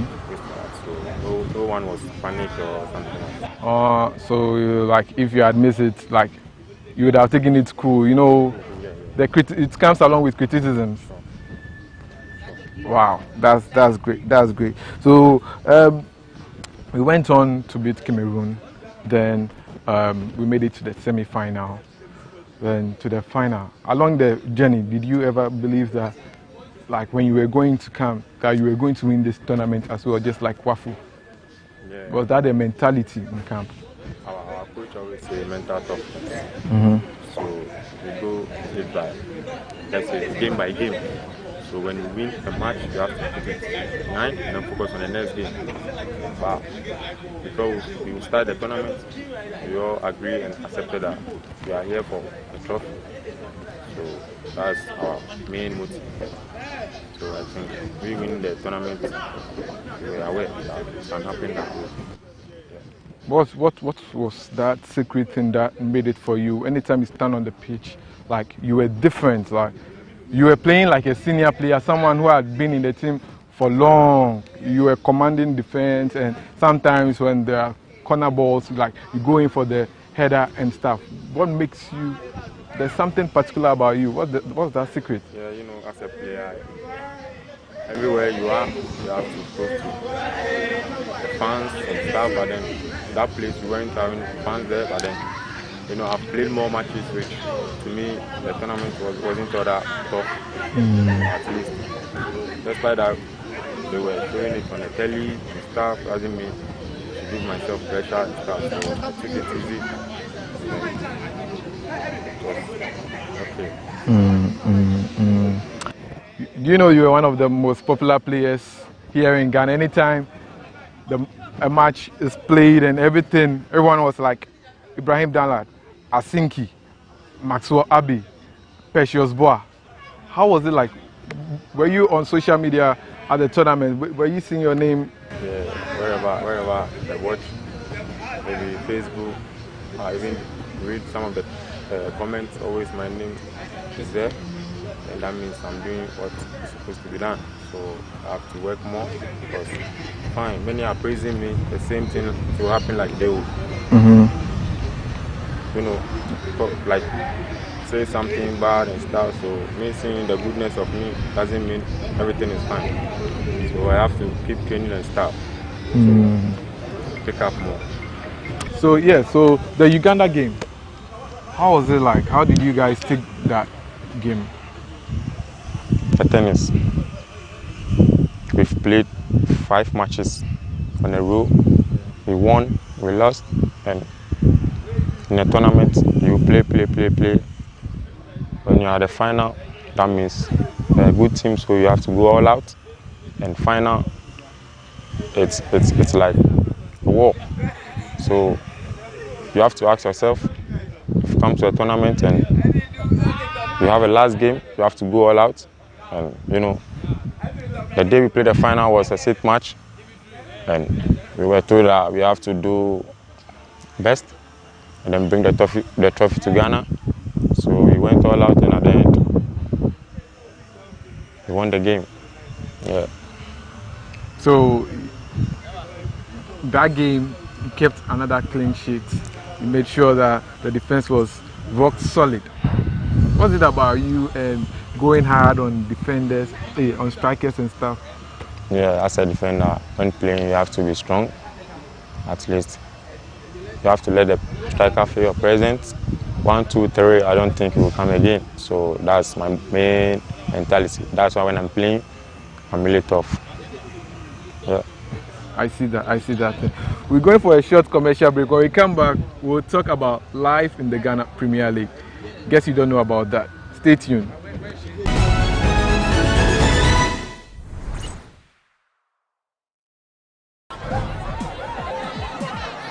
Powers and principalities. There's so much fire inside me. Tragedy struck when part of the largest hillside at the kosher rubbish dump collapsed. It's going to be fun to see how he goes about approaching this game.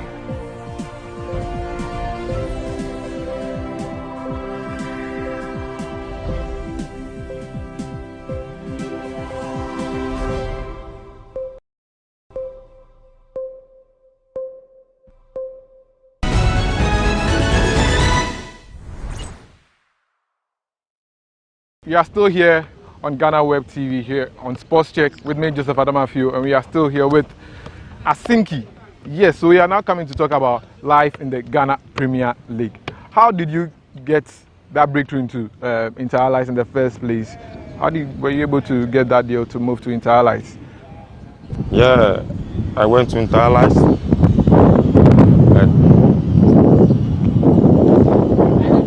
I started my first Premier team there. That was my first time playing Premier League. I went there, we were training, stuff, and I started playing my league. How many seasons did you last in the Ghana Premier League? So far, only one season. It was how? And even that one, Corona affected it. Yeah. So I played only about 11 matches.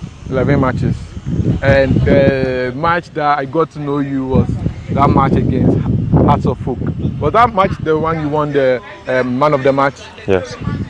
How did you do that at a young age like that? You played against Hearts of Oak and you were very solid in that game.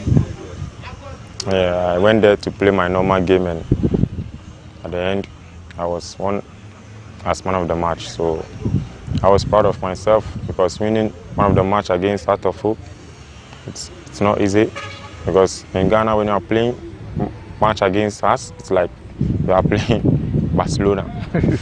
So I put it at the back of my mind that, you know, me playing match against us is a privilege. And at the end, things was okay by me winning the man of the match, so I'm proud of that. How was the experience in the Ghana Premier League compared to you now playing in Denmark? Yeah, actually it's the same, but then there's a bit difference. Because Ghana Premier League, it's like there's more aggressiveness and stuff, but then me playing at the Europe, I went there and they are playing aggressive, but then it's not like Ghana. Yeah, I get what you mean. I get what you mean. But all the same, you helped Inter Allies to have one of the best seasons ever. You know that. Yeah. During your era, there was Adebayo and stuff, and you and Adebayo left almost the same season. After Corona took over, the two of you guys left, and Inter Allies hasn't been the same. You miss Inter Allies, and what do you think about their current performance in the Ghana Premier League? Yeah, I've missed Inter Allies because that was where I started from. And through there, I went to Europe, so sometimes when they have match, I like to watch because it's my team, and whenever they play, I think they've missed a player like me, so I think they should back up and, you know, work and come back. But do you think Inter Allies can make it above relegation zone? Yeah, they are going to be relegated. They can make it.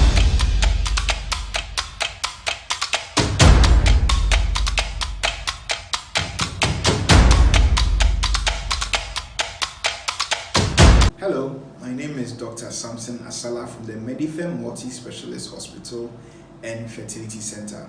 Today we are going to talk about our third treatment modality in managing breast cancer, and this is radiotherapy. What is radiotherapy? Radiotherapy is the use of radiation waves to destroy rapidly dividing cells, which breast cancer cells are. Now, radiation targets rapidly dividing cells by destroying their DNA and making it difficult for them to divide. If a cell is not rapidly dividing, it will not be affected by radiation. Breast cancer radiation is targeted in that it's not done for the whole body, but then only for the sites that it is needed. Radiation can be combined with chemotherapy and surgery to achieve better treatment outcomes. Radiation is also one of the treatment modalities we can use when breast cancer has gone to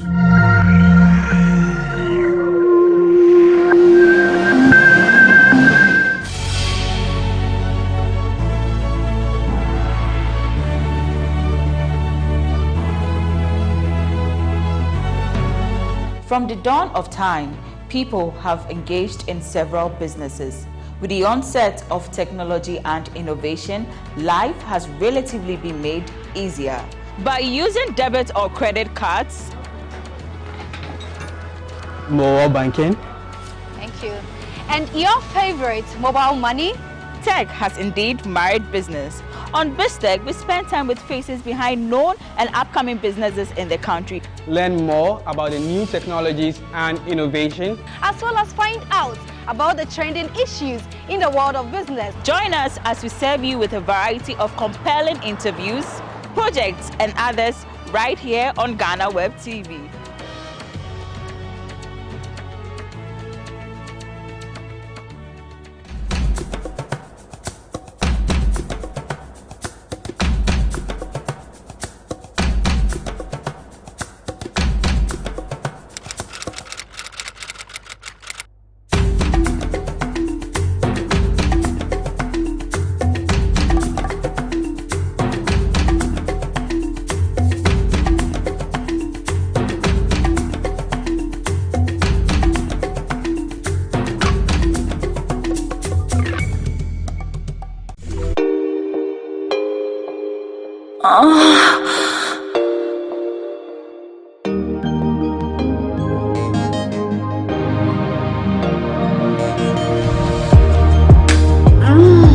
Right there.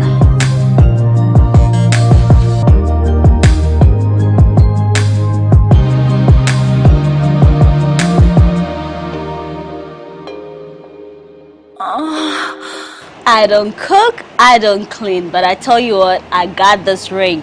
This is according to rapper Cardi B. But are men expecting their girlfriends to play wifey duties whilst they are just in a relationship? And is a man obligated to cater for a woman whom he's not married to? Well, on this episode of Mons and Cuddles, my guest and I discuss why some men and women feel pressurized to, perform wifey and husband duties in a relationship. My name is Paulina Deda Opoku. We'll be right back.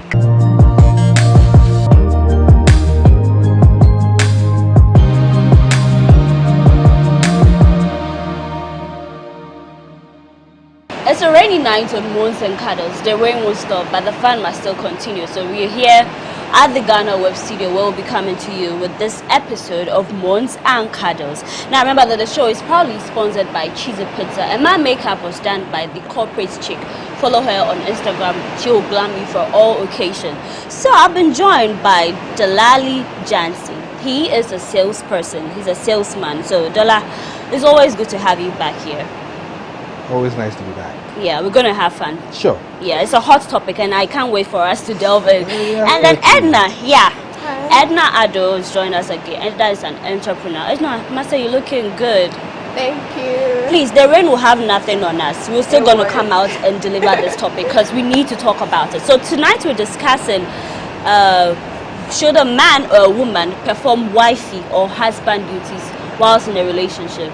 Yeah, lots of people are saying that use this sister, I've not even seen anything. Like, it's not official. But every day I should pay this, I should pay that. It's a whole lot. And then the men too are demanding that we should cook, we should clean. But we don't have the ring. Why do you want us to perform all those duties? So tonight we just want to, talk about it, where we have fallen short, and the advice for men and women out there. So, and I want to start with you. Why should a woman ask a man for money whilst in a relationship? Why? When is the appropriate time? I don't believe there's ever an appropriate time for asking money, but if you ask for money, I believe it should be for a good reason. If not, I believe it's in a man's own interest to know that, okay, this is my woman, I'm giving you allowance. I don't think we should be asking for money. It should be like, give it to me, it's my due. Okay, but men are also saying that, you are not my responsibility yet. You're not my wife. You're not my wedded wife. No, I've not gone to see the family. You meet a woman, I don't know if you've heard men complain, you meet a woman and in the first week, her landlord is ejected her from the house. Her mother is sick. Her birthday is upcoming. It's like the demands, and then they're saying that it's a girlfriend that I said I wanted to be. It's not like it's a charity. So with that too, are the men bothered with that move that some women pick? We are, seriously. I remember some time ago, I think 2014, I met a certain lady. Within a week, she was celebrating her birthday in 3 days, and she wanted money for that day. And I was like, whoa. That's so fast. I mean, the money thing, yes, we should, get up ourselves and say, okay, this is my lady, let me, spoil her once in a while, but it shouldn't be a regular. The allowance still Monday.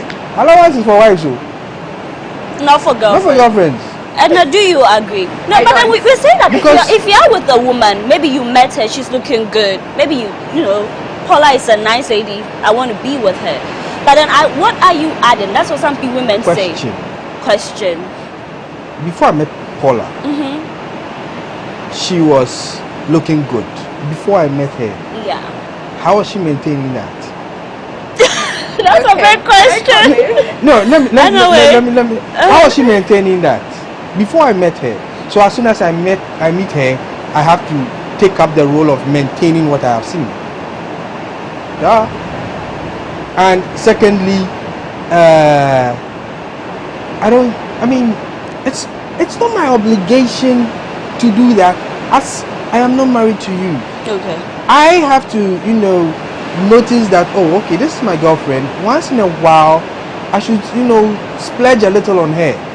But it shouldn't be a regular, maybe weekly amount of money. But then if it doesn't come once in a while, if it doesn't come once in a while, as you suggested, should a woman be alarmed and go like, is everything all right? They usually go alarmed, they are usually alarmed by it. They speak to it. I quite remember some ex-girlfriend of mine, she actually reported me to my mom that I don't give her money. I was like, why do you think I haven't married you yet? Yet you want to report me to my mom that I don't give you money, making me look like some stingy dude. But no, I'm not a stingy dude. If it's not stinginess, how can you describe that? It's what? It's the fact that I am not obliged to take care of you. We are in a relationship. Okay. It's a mutual beneficial relationship whereby we like each other, we probably end up falling in love. That's certain. But it's not about money. Fine, the sex too, like me, I always say, you are not obliged to give me sex if you choose not to. Okay. I'll understand. Right. If I can't stay in that, kind of relationship, I'll find my level to somewhere that I'll get what I want. All right. So I feel like Edna is dying to come in. Before I go on and say what I want to say, he said if he's going to, if we are not obliged to give the sex, he would find his way somewhere. Would you be okay if the girl also finds her way somewhere to where the money is? What I'm trying to say is this. I am not obliged to give you money. Neither are you obliged to give me sex in the relationship. We have to have that understanding. Unfortunately, that understanding is never there. Okay, so... And about me jumping up to it, that one, it's one of these crazy man things. Okay. Would probably be in love with you and everything, but because of that single little aspect of it, maybe I'll try and get it somewhere, but you be my main chick. That's what it is. Okay, so... You're living in a crazy world.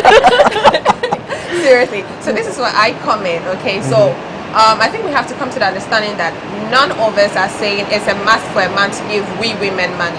As you said, we had a certain image we had before you met us, and we need to maintain it. Before we met, you were maintaining. However, if I should buy my hair, 3K, I buy my heels, I buy my shoes, I buy my bag, I buy my clothes, and I follow you with it, you are looking good, isn't it? Yeah. So what happens? So what about me? So no, wait. I drip in my 3-piece. Yeah. I drip in my bling bling. I drip in my shaved beard. Sneakers on point. Okay, so this is what you want. Who's paying for my dripping? Yeah, and men are also saying that women are not taking care of it, because it looks like it's all about us. What happens to us? I'm dripping and you're happy that you're working with them. Who invited who out? No, anyway. Listen. The first thing is this. I'm looking good too. And you can brag to your friends that that's my man. Yeah. Okay. Then your friends will be like, wow, Paula's guy is mwah. Yeah. Who is paying for that dripping that a dude is dripping? Who's paying for it? He's paying for it himself. That's what you don't get. Okay, so it depends on which kind of category of girl you are talking about. Girls who are like real girls who expect their man to have their back also have their men's back. It happens that way. It happens It like always that. happens. Because you can't. I've not seen a woman. Okay, there might be some people who are Very different. few. A very, very But then small for a woman who percentage. is, getting the support from a man, you feel loved, And you are you being working. spoiled with money, gifts, and everything. You give I'm not back. sure that if you have the means, you will not want to take care of your man and make You him give look back. good. Yes. Really? Yes. Oh well, I'm here to see one. All right. Well, wait. let me put this one in. When you are dating a man, should it be like he should cater for you, or women should see it as just a support? I really want to draw the line on this one. Yes and no. Okay, maybe a little bit of support. Like I said, once in a while I splurge on you. I surprise you with some goodies. I surprise you with some cash once in a while. On a weekly basis or on a monthly basis, I can put you on some salary. No. That wouldn't fly. I'm sure my sisters would Not be saying that this is a no-go area for not that I'm us. stingy or anything. But then, look, like I said, we are in a relationship. It is what it is. Relationship. You do me, I do you, but not in terms of. Because when I go to the boutique to also, buy my stuff to look good, you'll be happy that I'm looking good. Are you going to pay for my shoes? all right. Are you going to pay for my blazers, my blings, my watches? All that. All that. It's money. It's money. All right. Who's going to pay for that? So, Jalala, I see you are really give defending them, and I like where you're coming from, because a lot of people, I would say some women are getting it wrong, and we really want to hear it from the side of the men. But then, Edna, as a woman, if you have a man who is not, lifting a finger, it's like, you've got this. Maybe you're working. We're not saying we're not working. Of course, people would like to be with women who also got something running. Yeah. So if you have a man who is not showering you a gift, doing everything, we're not saying that you should perform the husband duties, but at least the little things, as you're saying, should you be allowed? Okay, so you should be. Because since the beginning of time, men have been known to be providers, women the supporters. Do you get it? So if men are providers, why are we going to try and take their place? The providers in a marriage setting. What is married to you? Let's go there. What is marriage to you? Yes, what is marriage to you? Well, marriage as it is, I meet you, I like you. Not the process. What is marriage? What is marriage? The institution called marriage. Oh, it's two consenting adults who have decided to spend the rest of their lives together. They go and do what they have to do. That's the process, right? See parents, go to registry, or either do the local, the traditional, and make it official with either a grand ceremony or a private ceremony. Choice. Then the two of you get to live in one house, abode, like the Bible will say, the two of you become one, you cleave, right? So that there you choose, in some marriage settings they choose. You can choose to have kids, you can choose not to have kids. Choice. And does that answer your question? It does to a certain extent. And I'm not done yet. Okay. And in that setting, like you said, the man is the provider. I have to provide for the needs of my wife and my family. So depending on how I choose to make that provision, I can decide I'll make it every 2 weeks. I can decide I'll make it every month. I can decide I'll make it every week. That's how I probably would do it. My wife and I can also sit down and discuss how it goes. If she's going to be supporting me in whatever provision I have to be given, maybe I give X amount, she say, okay, fine. Looking at the way our family is, what you're giving is not enough, but I can see that you're trying, so I also support you with this. Fine, fair enough. That's a woman wouldn't support with anything, they will take. You understand? And then do what they can with what has been given them. Okay. You get my point? For either kids or just for the two of them. If, for instance, you are renting and you intend to build a house, if me, I'm that rich and I can take care of it alone, I'll do it. If I'm married to a woman who sees that, oh, my husband is trying, I'm also independent financially, I would also bring my support, because at the end of the day, we are building a family. That's what marriage is. So, at least that's what I've been through. So you're saying marriage is the institution where everyone recognizes that you guys are together. Yeah. What is dating? Dating is a trial period for marriage. To me, Wait. you don't date someone that you want to do the person and then you move on. Dating is the trial. Okay? So a woman needs to know that if I should marry you, you can provide for me. Same goes for a man knowing that, okay, so if I marry this lady, she's supportive. Yes. So dating to me is a trial period, and you should be able to No, it's provide. not dating, it's courting. Okay, courting, yeah. Courting, dating. Dating is when, I can choose to date all 3 women, yeah? But the all courting 4 is of when, you. like, It's courting when you and I have become an item, and we have a goal at the end of the day that we want to meet. That's courting. I think that has made it even more clear. Yeah. So if you are in courtship, it's a trial period for marriage. A lot of us are in courtship, and what happens is you don't see anything from the man. It's as if you're dating him. First of all, he doesn't make any effort to give you anything or any sort of allowance. Okay. How do I know you're going to provide? Dating, as you were saying, is you can date all 3 girls anywhere and it's still okay. Not without sex. Dating without sex. I see you. No, listen. No, yes. That's why. No. You see, we make a very big. We create confusion with this dating courting thing. That's how I see it. Because if I am dating you, I take you out, go to a restaurant, maybe go to the movie. It's the knowing me, knowing you stages of everything. I do that with you. I do that with her. I do that with her. I do that with her. Then out of the 4 of you, I find the one who has the best qualities for me. Then I choose to move a step further into the courtship level with that person. That's just what it is. Okay, so Paula, what I've gotten him to get to is when you're dating a girl, if you are not giving anything out, it's getting to know you, knowing me, knowing you stage. Fine. When you are courting, which most girls are doing with the current Ghanaian man, please give alawa. It's very necessary. Let's just so you can provide. No, but it took care of us from a certain extent. Once you reach a certain stage, your father can't come fuck you. Sorry to say this, but your father can't do it. Your father is not doing you. Yes, you are doing me. So I told you in the first place that me doing you or you doing me is not obligatory. No, but that is it's something we decided to do. Okay. Besides, at the end of the day, so we can go on and on with this. So right now, what we're trying to say is that sometimes when you're in a relationship, you don't expect your man or woman to perform wifey or husband duties. So if you find yourself in such a situation, how do you politely tell your partner that, babes, I think you're trying to make it look like I'm your husband or your wife already. In a case where a woman, your man is saying you should cook, you should clean, you should support him and all that, and then a man to a lady keeps on saying, as Edna puts it, alawa. It's not like your national service. And then you want allowance and stuff like that. How do you politely say that this is husband and wife duties? I'm not there.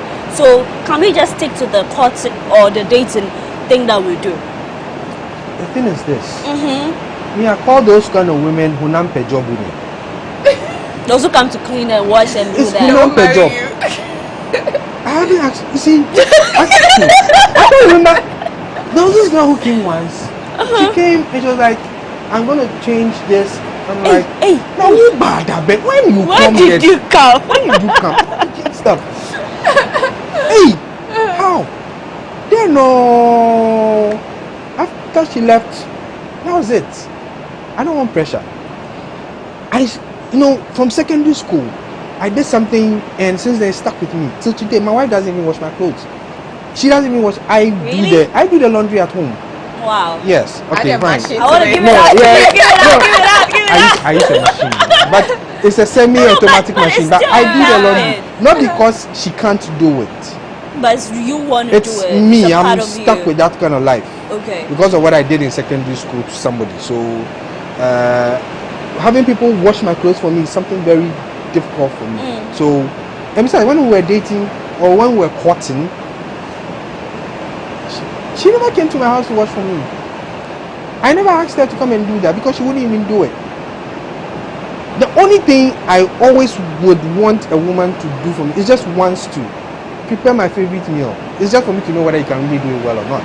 Banku and no close to you. I'm an hour man, stroke gun man. So that is all I'll ask you to. But to prepare a meal for me for the whole week, I won't ask you to do it. If you want to do it, I'll tell you no. Point blank. I'll tell you, I'll be fine.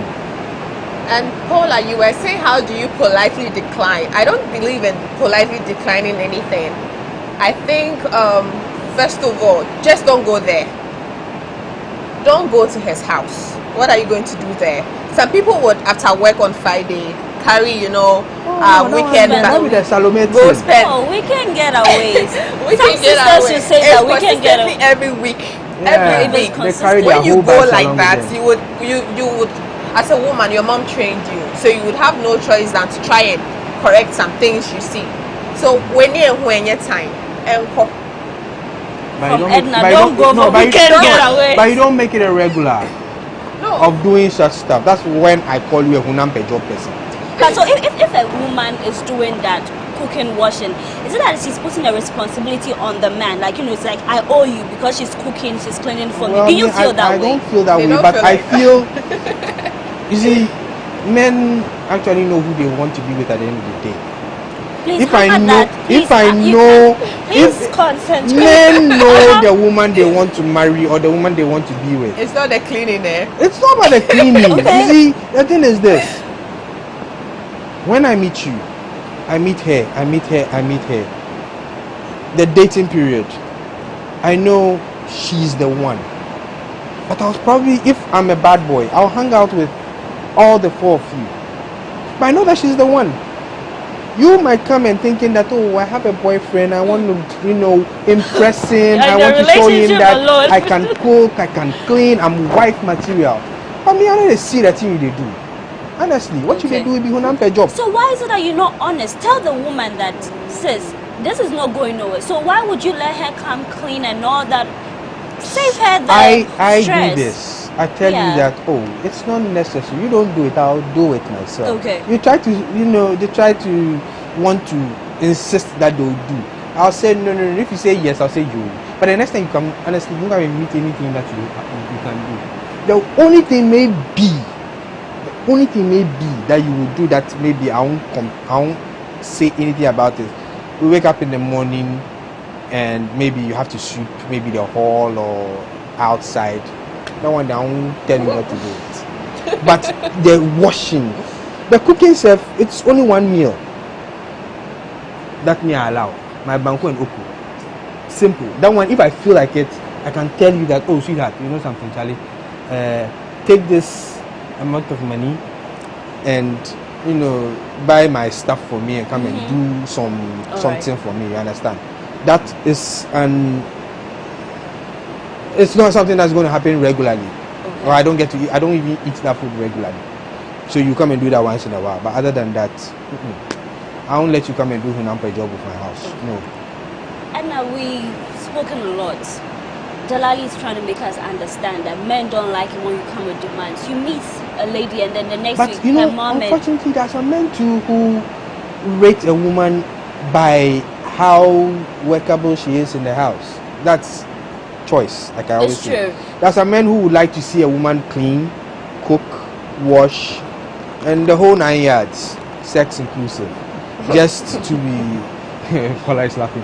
Just to be sure that this woman is. But for me, I believe that once you are a woman and you are from a home, you have a mom and a dad, I know that you should know the basics of cleaning. We all grew up as children.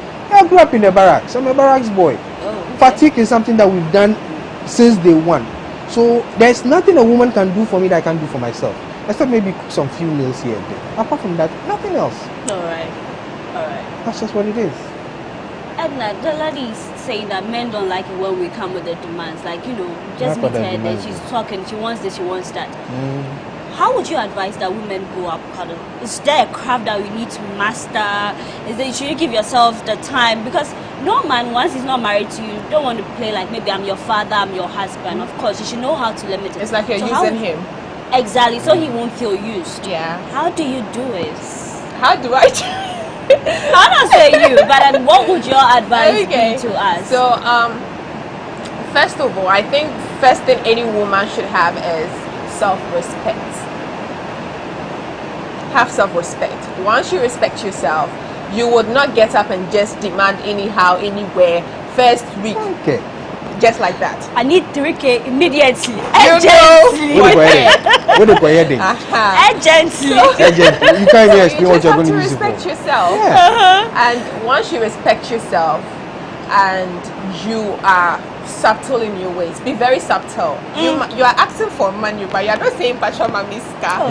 Debbie. And now show us the way. Like, you know, how you gonna do that? Show me fine. I know it's a craft. You need to master you have to it. master it. My mother would say, you have to learn the art of manipulation.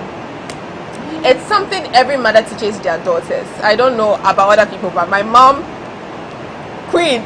Bless mommy. Bless mommy. So the thing about the manipulation is you ask but don't ask.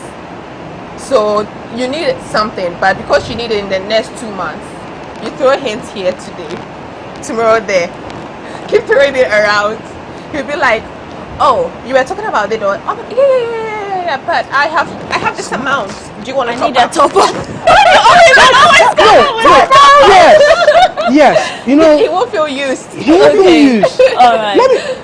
When you make the demand and you expect 100%, no wonder you feel used. But okay, I have, and you see, I need 3K. You need 3K. Agents. Listen, I'm but not. I'll tell you 6K.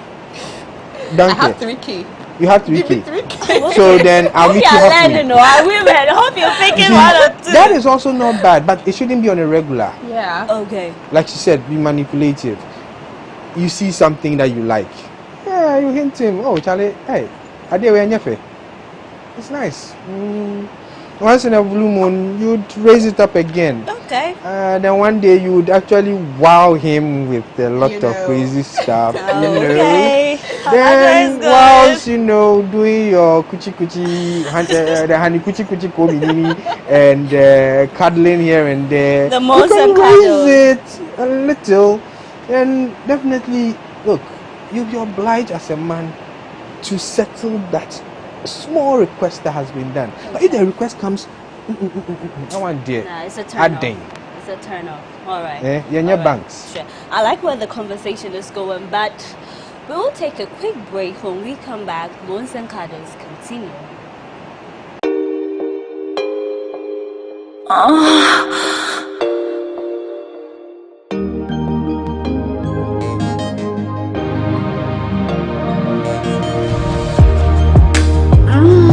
Right there.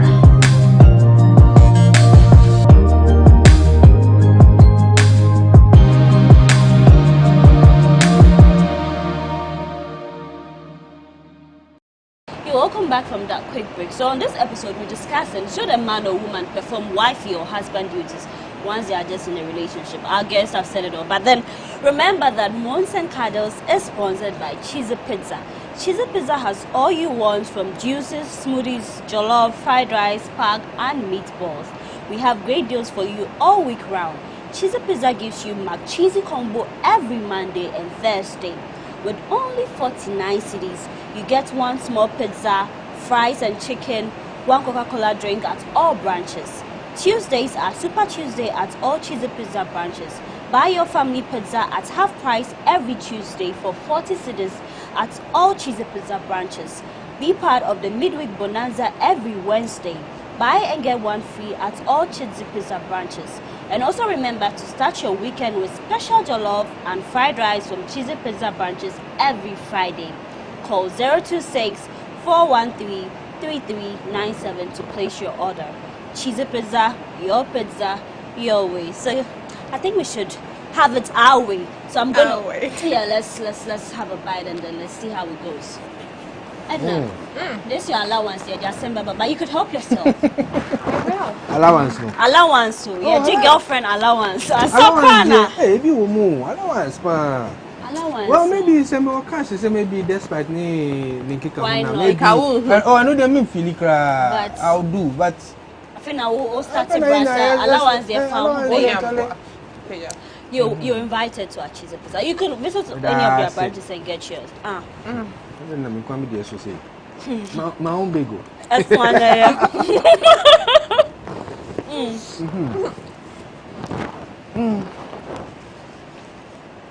Okay. There's one thing too. I don't know whether you know it, but there's something called love language. Yeah, you should know your partner's love language. If Good. it's money. There's a woman who they desire gifts. My wife like this. Her love language is gifts. Just buy something small and give to her. She'll be so appreciative of it. Yours may be what they call that word affirmation, always telling you you are beautiful, I love you, you are looking. That's all you want. That's all you want. I think there's this other one. I think there are 4 or 5 love languages. What if some of us like all of it? Oh, naturally you can't have all. Like all. You can't be all. I like all. You like all. Yeah, I was surprised. Well, you and you know. Yeah. Okay. Yeah, but like I said, allowance on a weekly. If I am that dusted, You won't see it. I won't feel it. So it's more of understanding who your man is actually. That's what you're trying to say. In the secondly, we are courting in a relationship. You know my capabilities. Yeah. Are you going to overstretch me? So Are you going to say that because you know my capabilities? Probably I am not that rich. I'm doing a 9-to-5 job, not taking so much money, and once in a while I give you something. You are probably working or not working. You have something that you're doing. Unless maybe you are not working, you decide not to work. But we the men, them women, we know they work. We know the role plus them. Because I don't like men who also don't work. Yeah. You understand? We know they like them women, we know they work. You should be doing something. Alright. But Paula, I think what you are even saying should even make it more clear. A girl courting a man doesn't stretch him. You shouldn't. It's just it's like one you've that we seen want it all. to Now use you have been. It's the And one that let me want tell to you, use you. lots of girls do that. Maybe a man has been on your tail. He keeps on saying he likes you and all that. But you just try to get him off. Because we know that men don't like. Yeah. 25K, 6K, 10K. You've not seen a determined man who wants to get you. He will give you the 5K, 6K, and you get what he needs. Yes. All right. But then once I have that 6K, 5K, 10K to give you. Once I get what I want. I want something. No, but it's a target. No, yeah, child bill. Also, you are saying target, but if me child bill, me child me send to me, like I know you're rich. Let's say you have a Range, you have BMs, you have all of those cars. So that's so then I'm not going to give you 10K cedis. I'll give you dollars. It's a stretch. No man would give it to you just like that. So you know definitely I'm going to get something after. Oh, now wait. See, now women don't say it as the thing that men say that, okay, I slept with her. Once you enjoy it, that's what so now it's not a problem today. So you'll be surprised. Yeah, that's why I said sex is overrated now. Change now. No, sex is overrated. That's what it is. I think I met one girl and someone said something about her, and I think so I went to the nail salon and someone said something about her that say. I found who cry. I don't know.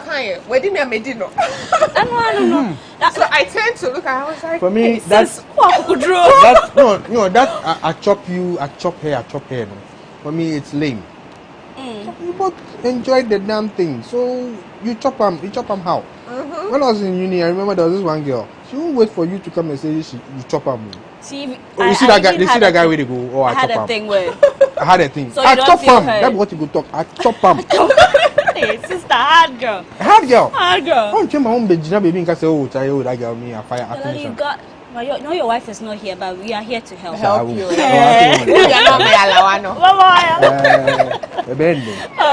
But then we can say a lot about the fact that whilst you are dating or courting, you shouldn't do all the husband or wife duties. But there are some people who see it as a dress rehearsal. Like, if I'm with a woman, I need to see if she can cook. As Lali said, or penny ben cleaning kruma. It's in a situation like that for men who look out to that, because if you come to me, Paula, I'm okay. Like, you might say that, okay, you love me, I love you, we support each other. But then there's certain things I'm not so comfortable with.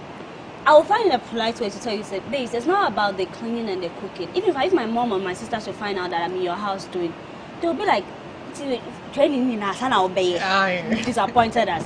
So in a situation like that, for men or women who want to see all the things during the courtship or the dating period, what would your advice be to them? Should they slow it down and then accept that we are not all the same? You will not get a woman who is okay with the cooking. Cardi B said, I don't cook, but I tell you what, I got this ring. So we should get the ring without doing all those wifey duties. How I find out you can do all that kind of stuff. I'll visit you at home. Visit. Okay. I have something to say to that. And through visiting you at home, I know whether you can cook, you can clean, and go the whole 9 yards. Okay. That's my way of knowing. At what stage of the relationship would you guys be in that you are visiting her house? Because one is official. Sometimes the man can come and see you in the house where you can cook. If it's not yet official, I doubt. Of course, yes. If it's not official, to enter the gate. If we are just testing waters and doing the knowing me, knowing you, fine. I can come and visit you once in a while. But when we are actually courting, I've probably introduced you to my family. Koko is courtship, right? In our local thing. It's a prelude to the marriage thing. But during the courtship, right? We do koko unknowingly because I take you home. Yeah. This is my girlfriend. But the koko, no, the official thing about koko is that my family will go with a drink just to let your family know that when you're looking for your daughter or your son, that kind of thing. That's the notion. But then for the men who are also looking out for, I have to see if the lady can cook. When you come to my house, when it's official, and then my mommy cooks for you, you should know that it's part of it. Baby, your mother in handwriting will be your handwriting. Are you sure? My mother born me. Your mother born me, but I know your mother way to do the something. You understand? So listen. For me, it's simple as this. I visit you. I don't tell you I'm hungry. If you cook for me to eat when I come to you, fine. If you don't, I'm cool. Somebody will come, or maybe he's coming, what would you like to have? Then he'll say what you want to have. Me, I always say my bank no close to you. That's what I'll say. I don't ask for fried rice and cream.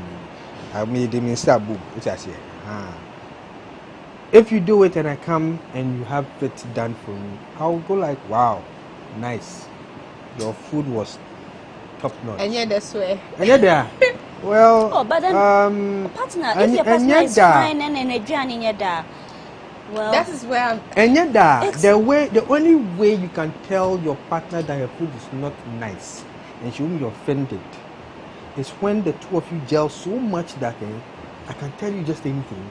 And you can also tell me something, just anything. But when it's not in that stage, it's hard. How can I come and tell you that your children they be? Hey, that one there, it be hard. Okay. I go shy you. All right. So I would say, yeah. Yeah, be funny, sir. Yami betray. Me come yami betray, but yeah. All right. But Edna, is it difficult to break up with a partner? For a man who's been giving you the allowance, he's been showering you with gifts and stuff like that. But then you've realized at a point in time, the relationship is not working. You yourself, deep in within, you know that it's not going nowhere. How do you break up? Because, are you going to return the car, all the stuff that he gave you? So that are not returnable. Thank you, my brother. Good soul. So with me, I believe if it's a big gift, okay, some guys will come back for if it's a car, they want to come back for it, which is why you should be a wise woman. Why you should make sure the car ownership is in your name. He can come for it. So we've also gotten smarter. Yeah, we gotten smarter. We give you the car, we don't give you the papers, just drive it. Oh no, then I wouldn't take it. Because it's not yours. It's like Papa or car. Oh, my father's car is my car. No, you're a man. Difference. But what I'm saying is, once a man gives you a gift and you realize the relationship isn't going anywhere, it's a gift. He didn't loan it to you. It's a gift. Same way you can't tell him, please, all the pussy you fucked, I'm taking my pussy back. It's not possible. Exactly. All the skills you did, the yoga skills you did. Yoga. For you, whilst you are not married. Yeah, he could. You could take it especially back. when you know you didn't lie down Zuguma. You know, there's some assaulting. Your egg game. Your egg game was on. So you know you don't lie down Zuguma. You do things. Exactly. So you know that upon the Cardi B skills you did, the pole dancing thing you did, you can't ask for it back. Same way he shouldn't ask for it. He can't ask for his gift back. So you gave it to me as a gift. It's a gift. You can't ask for it back. If I'm breaking up with you, I'm breaking up with you. It has nothing to do with what I was getting or not. I break up with you cleanly. Plus, I delete your contact and details. Thank you. One of those people. Huh? Yeah. Cut off all forms of communication. Why talk to your ex? Oh, for me. Why can't I do back? Oh, then. I'm still friends with my exes. I don't get to see you them. are a man. But a wise man once told me that it's not advisable to keep, because once you know, he knows your weak points. Exactly. He knows where to hit. Exactly. And once he knows where to hit, it's not as if you went there that, oh, today let's do a quick one. No. You guys went for a program and maybe he's sitting by you and a touch here. Let me drop you off. You know, my rule is this. We didn't even plan that. It didn't even happen in a room. Don't meet them. You can talk to them on phone, but don't meet them. So you advise that you keep. You can keep, because an ex-girlfriend gave me a good contract some time ago. Okay. It's because we had a good relationship after. Okay. But I didn't get to see her even during that whole transaction. But once you know how to manage the thing, you know that. The women, they don't like that we, reach out to our exes. But sometimes it's for the better. We don't know. But then, and you're bad. Dalali. Just they say what? Observe and keep one eye open all the time. Just be wise. Okay. But as for the collection of gifts thing, it's not something I believe in. There are some gifts, like you said, a vehicle is a grand gift. Now, if for a woman you are being gifted something like a car, and it's registered, and he gives you the documents and tells you can change ownership. The ownership, good for you. All the better if he gives you a car that is not registered and expects you to go and register it yourself. That you know that it is for you for life. Yeah. But if he gives you a registered vehicle without a document, it's not yours. No, it's not yours. As soon as the relationship goes south, he'll come for his car. Sweetie and Pebble. Sharp. We need to wise up and get the car registered in our name. We don't want any wahala and bring me back. How are you going to do that? Go with me to the car shop. I want to choose my car. Give me a budget. Let me fall within the budget. Yeah. So this one doesn't fall in the husband or girlfriend duty. So it depends on the relationship you have. If you are doing Indomie relationship. There's nothing called Indomie relationship. Don't say that. Which one is and I define the Indomie relationship. Which one be the Indomie? I've only heard of Indomie generation. That's not Indomie. Indomie, you know why she's calling Indomie? Tell me. Cash no day like that. Oh no, that's not why. So there are some men that the only gifts they know how to give is food. That's a knockout thing. Yeah, so. No, it's but not you girls, you guys were the same people say a boyfriend who can buy you food when you're hungry. Is that one to a boyfriend? Now we are buying that you was food. Upon you. That was a very young girl, SS girl. So the level is different. Oh no, because I'm an SS young teenager.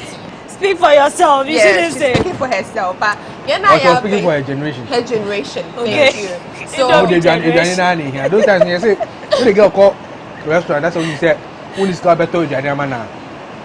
No, I jam to bear 2 bottles of money. Now then that would be a wrong move for me. Oh, mommy, more to comment them. It's some more sister. And are you on a different scale? Yeah. Anyway, back to our conversation. A lot of women hold the mentality that once you clean and once you cook, he will pop up the question. So maybe if you're in a relationship and then the popping up is delaying, you should start, lowering your standard, as some people say. So if there are certain things that you say you are not doing, and then people unknowingly, I don't see it as cool. Once maybe they claim that past the stage, you're entering into your 30s, you should not be all about, I don't do this, I don't do that. You should lower your standard. Edna, please, how can you hammer on it now? Because I feel like it's not right unless you beg to differ. No, I don't beg to differ in any way. So there are traditions that I believe in and there are traditions I don't believe in. Okay. Yes, women, when you have a husband, it looks good, you have kids, that's the big bonus. But I don't believe age should be a limit for whether you should be able to get a man or not. And because of your age, let's say you are 35, you reduce yourself to take just about anything that everybody has decided not to take. Yeah, that's true. Yeah, because most times when a man reaches that certain age, there's a reason for him not being married. There's a reason for every man not being married at a stage. So if you are going to go like, oh, because I'm 35. Same applies to women. Exactly. So if you decide that you don't want to, you want to reduce yourself and do the wifey duties just because you want to get the ring. They won't wife you, and that's the truth. Dennis, they won't wife you. I said earlier on that a man knows the woman he wants to marry. It's not your wifey duties that will make you marry. Okay. So we should get that clear. Should get that clear. And if you're in a relationship and the question is not being popped up, right? You should know your stance in the relationship. How the relationship. There are some men who honestly they have a phobia for, you know, getting tangled. You know, they have a phobia for that.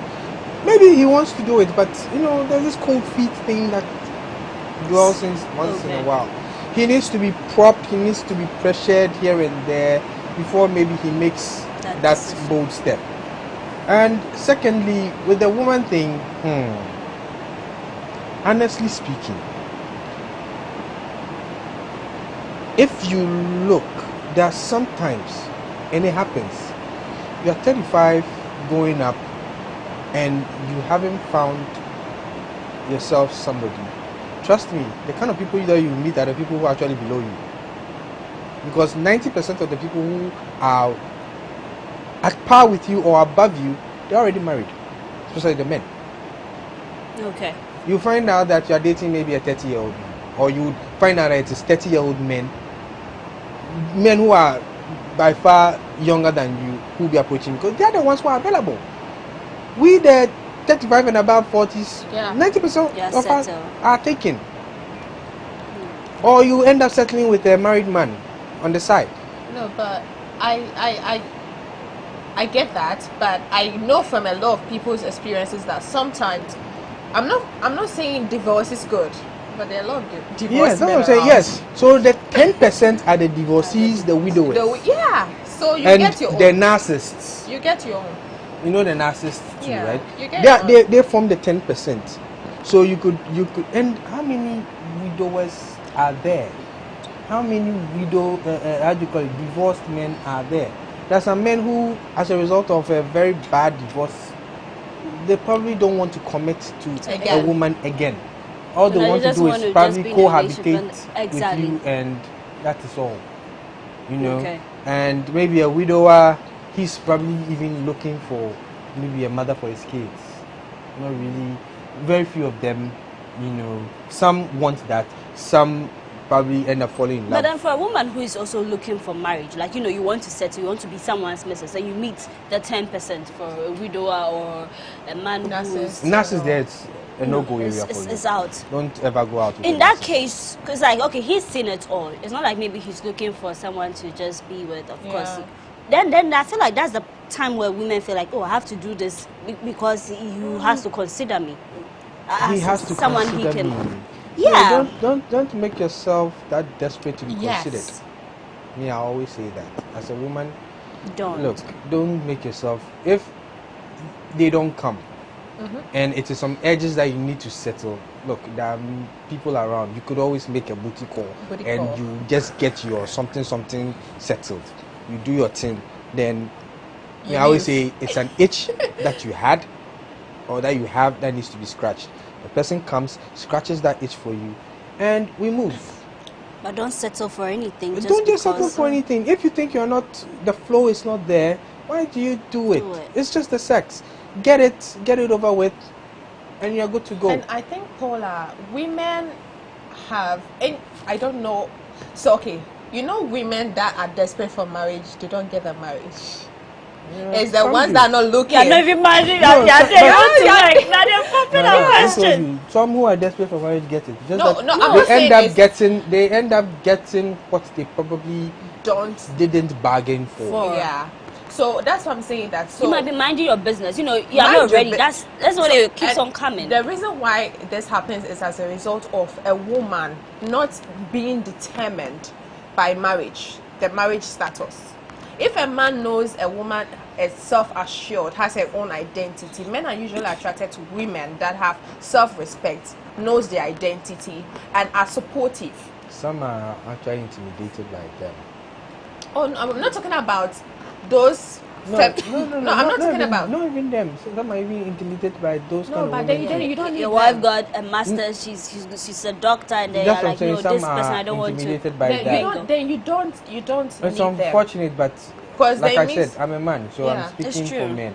There are times when a man, probably because of his educational background, he's shy to approach a woman. For me, if you have a PhD, and I see you and I like you, I'll tell you. I'll come to you. You have confidence. It's the confidence that we have to get. Okay. So the man has to get. Because some of them they walk. So if you don't have confidence and a woman knows her identity, you shouldn't beat her up just to get your confidence. Some men, not actual beaten. Some men try. You know, last time when I was here, I spoke about a man who tried to get me to do something I didn't want because he didn't believe in Valentine. Okay. Exactly. I remember. Yes. So such men literally would want to push you in a certain corner because they're uncomfortable with it. I don't like Valentine myself. Okay. I'm not a Valentine person. Okay. But we can wait, but I wouldn't, force you to dislike Valentine because I don't like Valentine. Because you have your confidence. Some men are just not. This is a part where we will take a quick break. You're still watching Monse and Kados on GhanaWeb TV, and I'm your host, Paulina Deda Opoko. We'll be right back.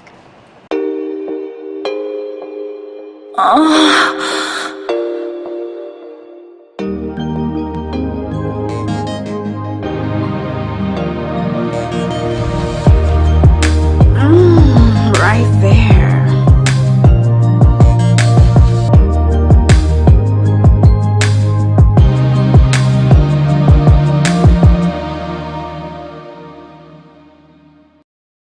Welcome back. Edna, I can see that you're really enjoying your pizza. You should take another, you should grab another one. A lot of people say that women, once you're in a relationship, maybe 2 years, it can be like you've been in a relationship with a man for years, and then you feel like, oh, nothing's spoiled, I just want to go and stay with him. Whilst you're not married, so you're just cohabiting, like, we stay in the same place. If it's workplace, we go together. And some families are okay, they will not say anything. If I say that, I'm not even going to talk about that. But do you advise that a woman do that? Once you're not even married to a man, should you move and go stay with your man? No. Why should he pay any bills? Why should he go see your parents and do the elaborate wedding shenanigans if he's getting it already? No, don't go. Stay in your mother's house. Until he makes it official. Exactly.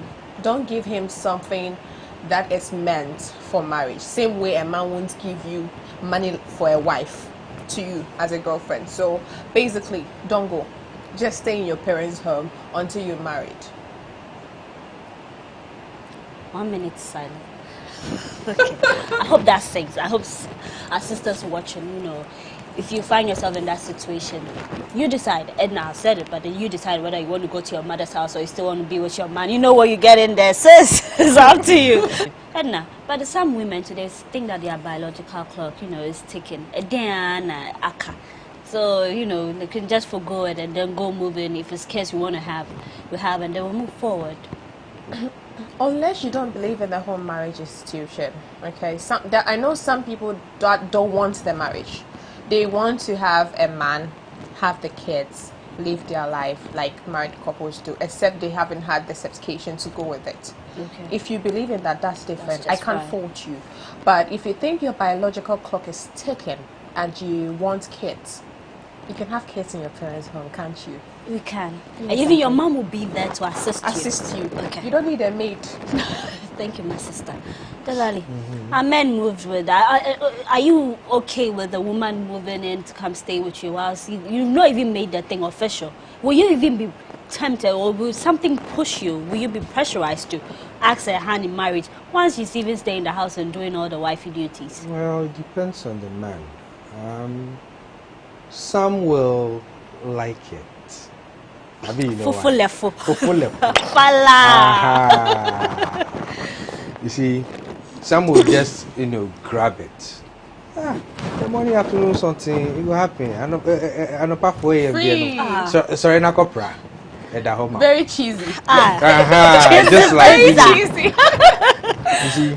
Okay. So that is there, but some too will feel that there's too much pressure. Come to stay with me. They can't give me pressure. I mean, it's like, why, madam? Enjoy your space. Stay your day. Make a day my day. Let me enjoy my space. You enjoy your space. Maybe a weekend, Friday, Saturday, Sunday. You leave on Sunday. You go. Okay. That's understandable. But to come and live me there, that cohabitation thing there, I like. You don't like. But you're not ready for it. The pressure now does also do. No, I'm not ready for it. Sometimes some of the men, they have overspeed that they do somewhere. Then you come and stay inside and come and spoil everything. You are playing Muchindi and you want to do World Cup. What's that? You hear what? You're about Muchindi. I mean, ladies, I hope you pick it up. I hope you pick it up a thing or two. But is that true? From a man. No, but I totally agree with you because I move with more guys than girls, and whatever he's saying is exactly it. Some of them don't want you in their space. Oh, no, it's not that we don't want you in the space. No, not...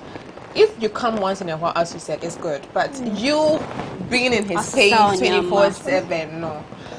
Some you see you carry your bag, carry things, saucepans, everything. The day there's something finished, she can carry everything go away. I say, so this is something. You bring the things. I was asking, so what are these things? Oh, but you know that when we get, I was like, when we get what thing? I say in my hands, this is my car. When we get what? Marrying you. You sure see the something go catch this. One. But anyway, for me, it's not good. Because it's not that the man wouldn't be prompted or wouldn't be moved to do the right thing. Some men actually do the right thing through that. I know a couple that are getting married quite soon. They are getting married actually this weekend. They've been cohabiting. They've been doing that for some months, about 6 months now. They've been doing that. Why? Because the woman's place was burgled.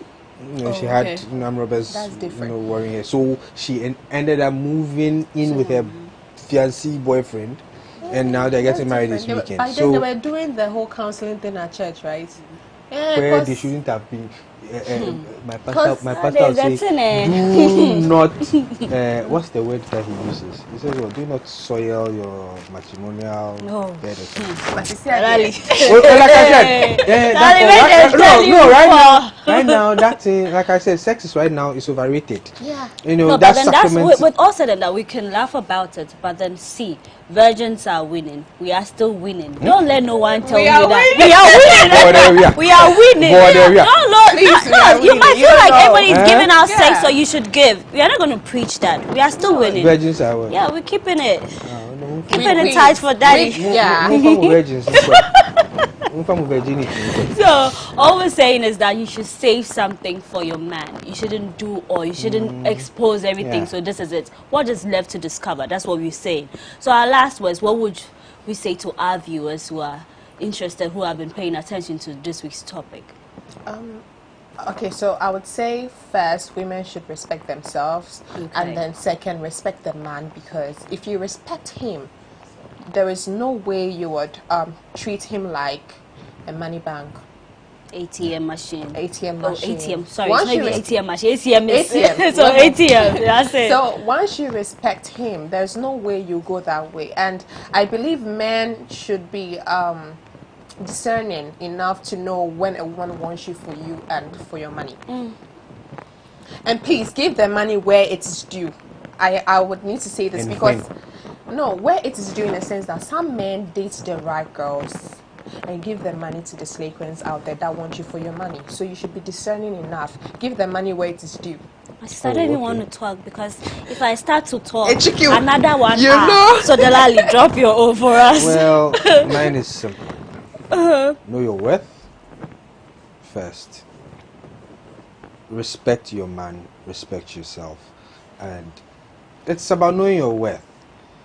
Are you going to allow yourself to be used? Are you also going to use? Like she said, I mean, a woman who respects her man won't turn him into an ATM machine. Okay. All he just has to do is be doling out Money.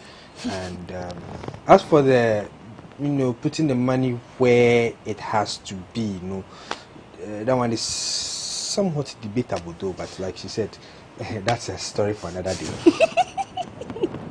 People, do you? What makes you think will make you happy? But women, not every man who you do hunampe job for will marry you. They will not. So please, minimize the hunampe job thing. It's not every day you go and clean. It's not every day you go and wash. It's not every day you go. When you feel like, oh, today I want to come and do it. If he says don't do it, don't force yourself. Just sit down. Come to the house and feel free. Pledge yourself. Say, hey, virgins. Oh, virgins, bang. Then you go. But when you continue to do that, well, there are some who would say, okay, she's good. I like such a woman. There are some who would say, oh, this one, she give me pressure. Yeah. Besides, house helps, paying for house help is not that expensive as keeping a girlfriend. Paying for people, 350. 350 also. But some people who come and do it. I mean, those who do by day. A man wouldn't want a woman coming to clean his house every day. It's 50 just the Ghana weekend. a day. Tops 100 Ghana, tops 150. And if you're embarrassed well like me, I'll do everything myself. Right. Usually, women, you don't bring anything to the table. Hey! Yes. Don't go there. That's the story for another day. But it's the truth. Don't go there. Apart from your no, cooking. It's not. No, apart from your cooking. Real women who are working. Dalali. Dalali. I'm telling you the truth. No, it's a don't story go for another there. day. Let's not it's go a story there. for another day, but usually you don't bring anything to the table. No, it's the because type if of it is girls food you for a meet. man to eat, if it Okay. is food for a man to eat, the man can find food. There are food vendors everywhere. Cleaning, he can clean. Times have changed. Times have changed. Yeah. Meaning that the men don't know how to clean. Oh no, not The men- that. We're not saying you we don't bring know a how lot to to the clean. table now. It's not Now. about cushy. It's No, not no, about it's cleaning. not like we're bringing a lot to the table. The table belongs to us It is now. ours. Yeah. We decide when to shake it or not. Thank you, my sister. The only thing you We can don't want shake to the get table with washed is up. when you do the atroz. Eh? Apart from that, honestly, nothing. Anyway. But Anyway. in all, just be yourself, love one another, and don't allow yourself to be used. It's as simple as Exactly. Thank you very much. I must say this discussion has been an eye-opener because there are a lot of things that we are not doing right, and it's always a pleasure to have you here where we have in-depth conversations for married women, for people in relationship, those who are in courtship, to pick one or two just to spice their relationship and marriage and just move forward. And so I did this with Delali Jansi. He is a salesman, and Edna Ado, an entrepreneur. It's always a pleasure to have you. You guys are my regulars, so we'll hope to have you soon on the set, very soon. Not so Promises. Yeah. All right, so before we go, I just wanted to put out your social media handle if you want to get interactive with you, Dalali. My Instagram is at Jandel, DZANDEL. Okay. And on Facebook is Kweku Jansi, KWEKU Jansi, DZANSI. All right, Miss Ado. Yeah, so mine is Adel Addo, ADELADDO on all platforms. So. Oh, great.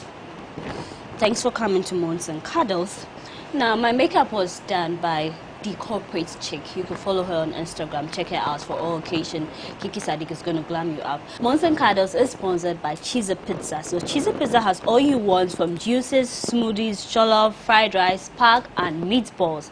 We have great deals for you all week round. Cheezer Pizza gives you the McCheesy combo every Monday and Thursday. With only 49 cedis, you get one small pizza, fries and chicken, one Coca-Cola drink at all branches. Tuesdays are Super Tuesday at all Cheezy Pizza branches. Buy your Super Family Pizza at half price every Tuesday for 40 cedis at all Cheesy Pizza branches. Be part of the midweek bonanza every Wednesday. Buy and get one free at all Cheesy Pizza branches. And also remember to start your weekend with special jollof and fried rice from Cheesy Pizza branches every Friday. Call 026-413-3397 to place your order. Cheesy Pizza, your way. So Cheesy Pizza says, once you come to our show, we've got something for you. So, Jalali, you take one pass. Yeah. Enjoy yourself some pizza. Hey, they're okay to me now. Hey, Edna. Okay. All right. It was a pleasure coming your way on Monsen Kados. My name is Paulina Deda Opoku. See you on the next episode.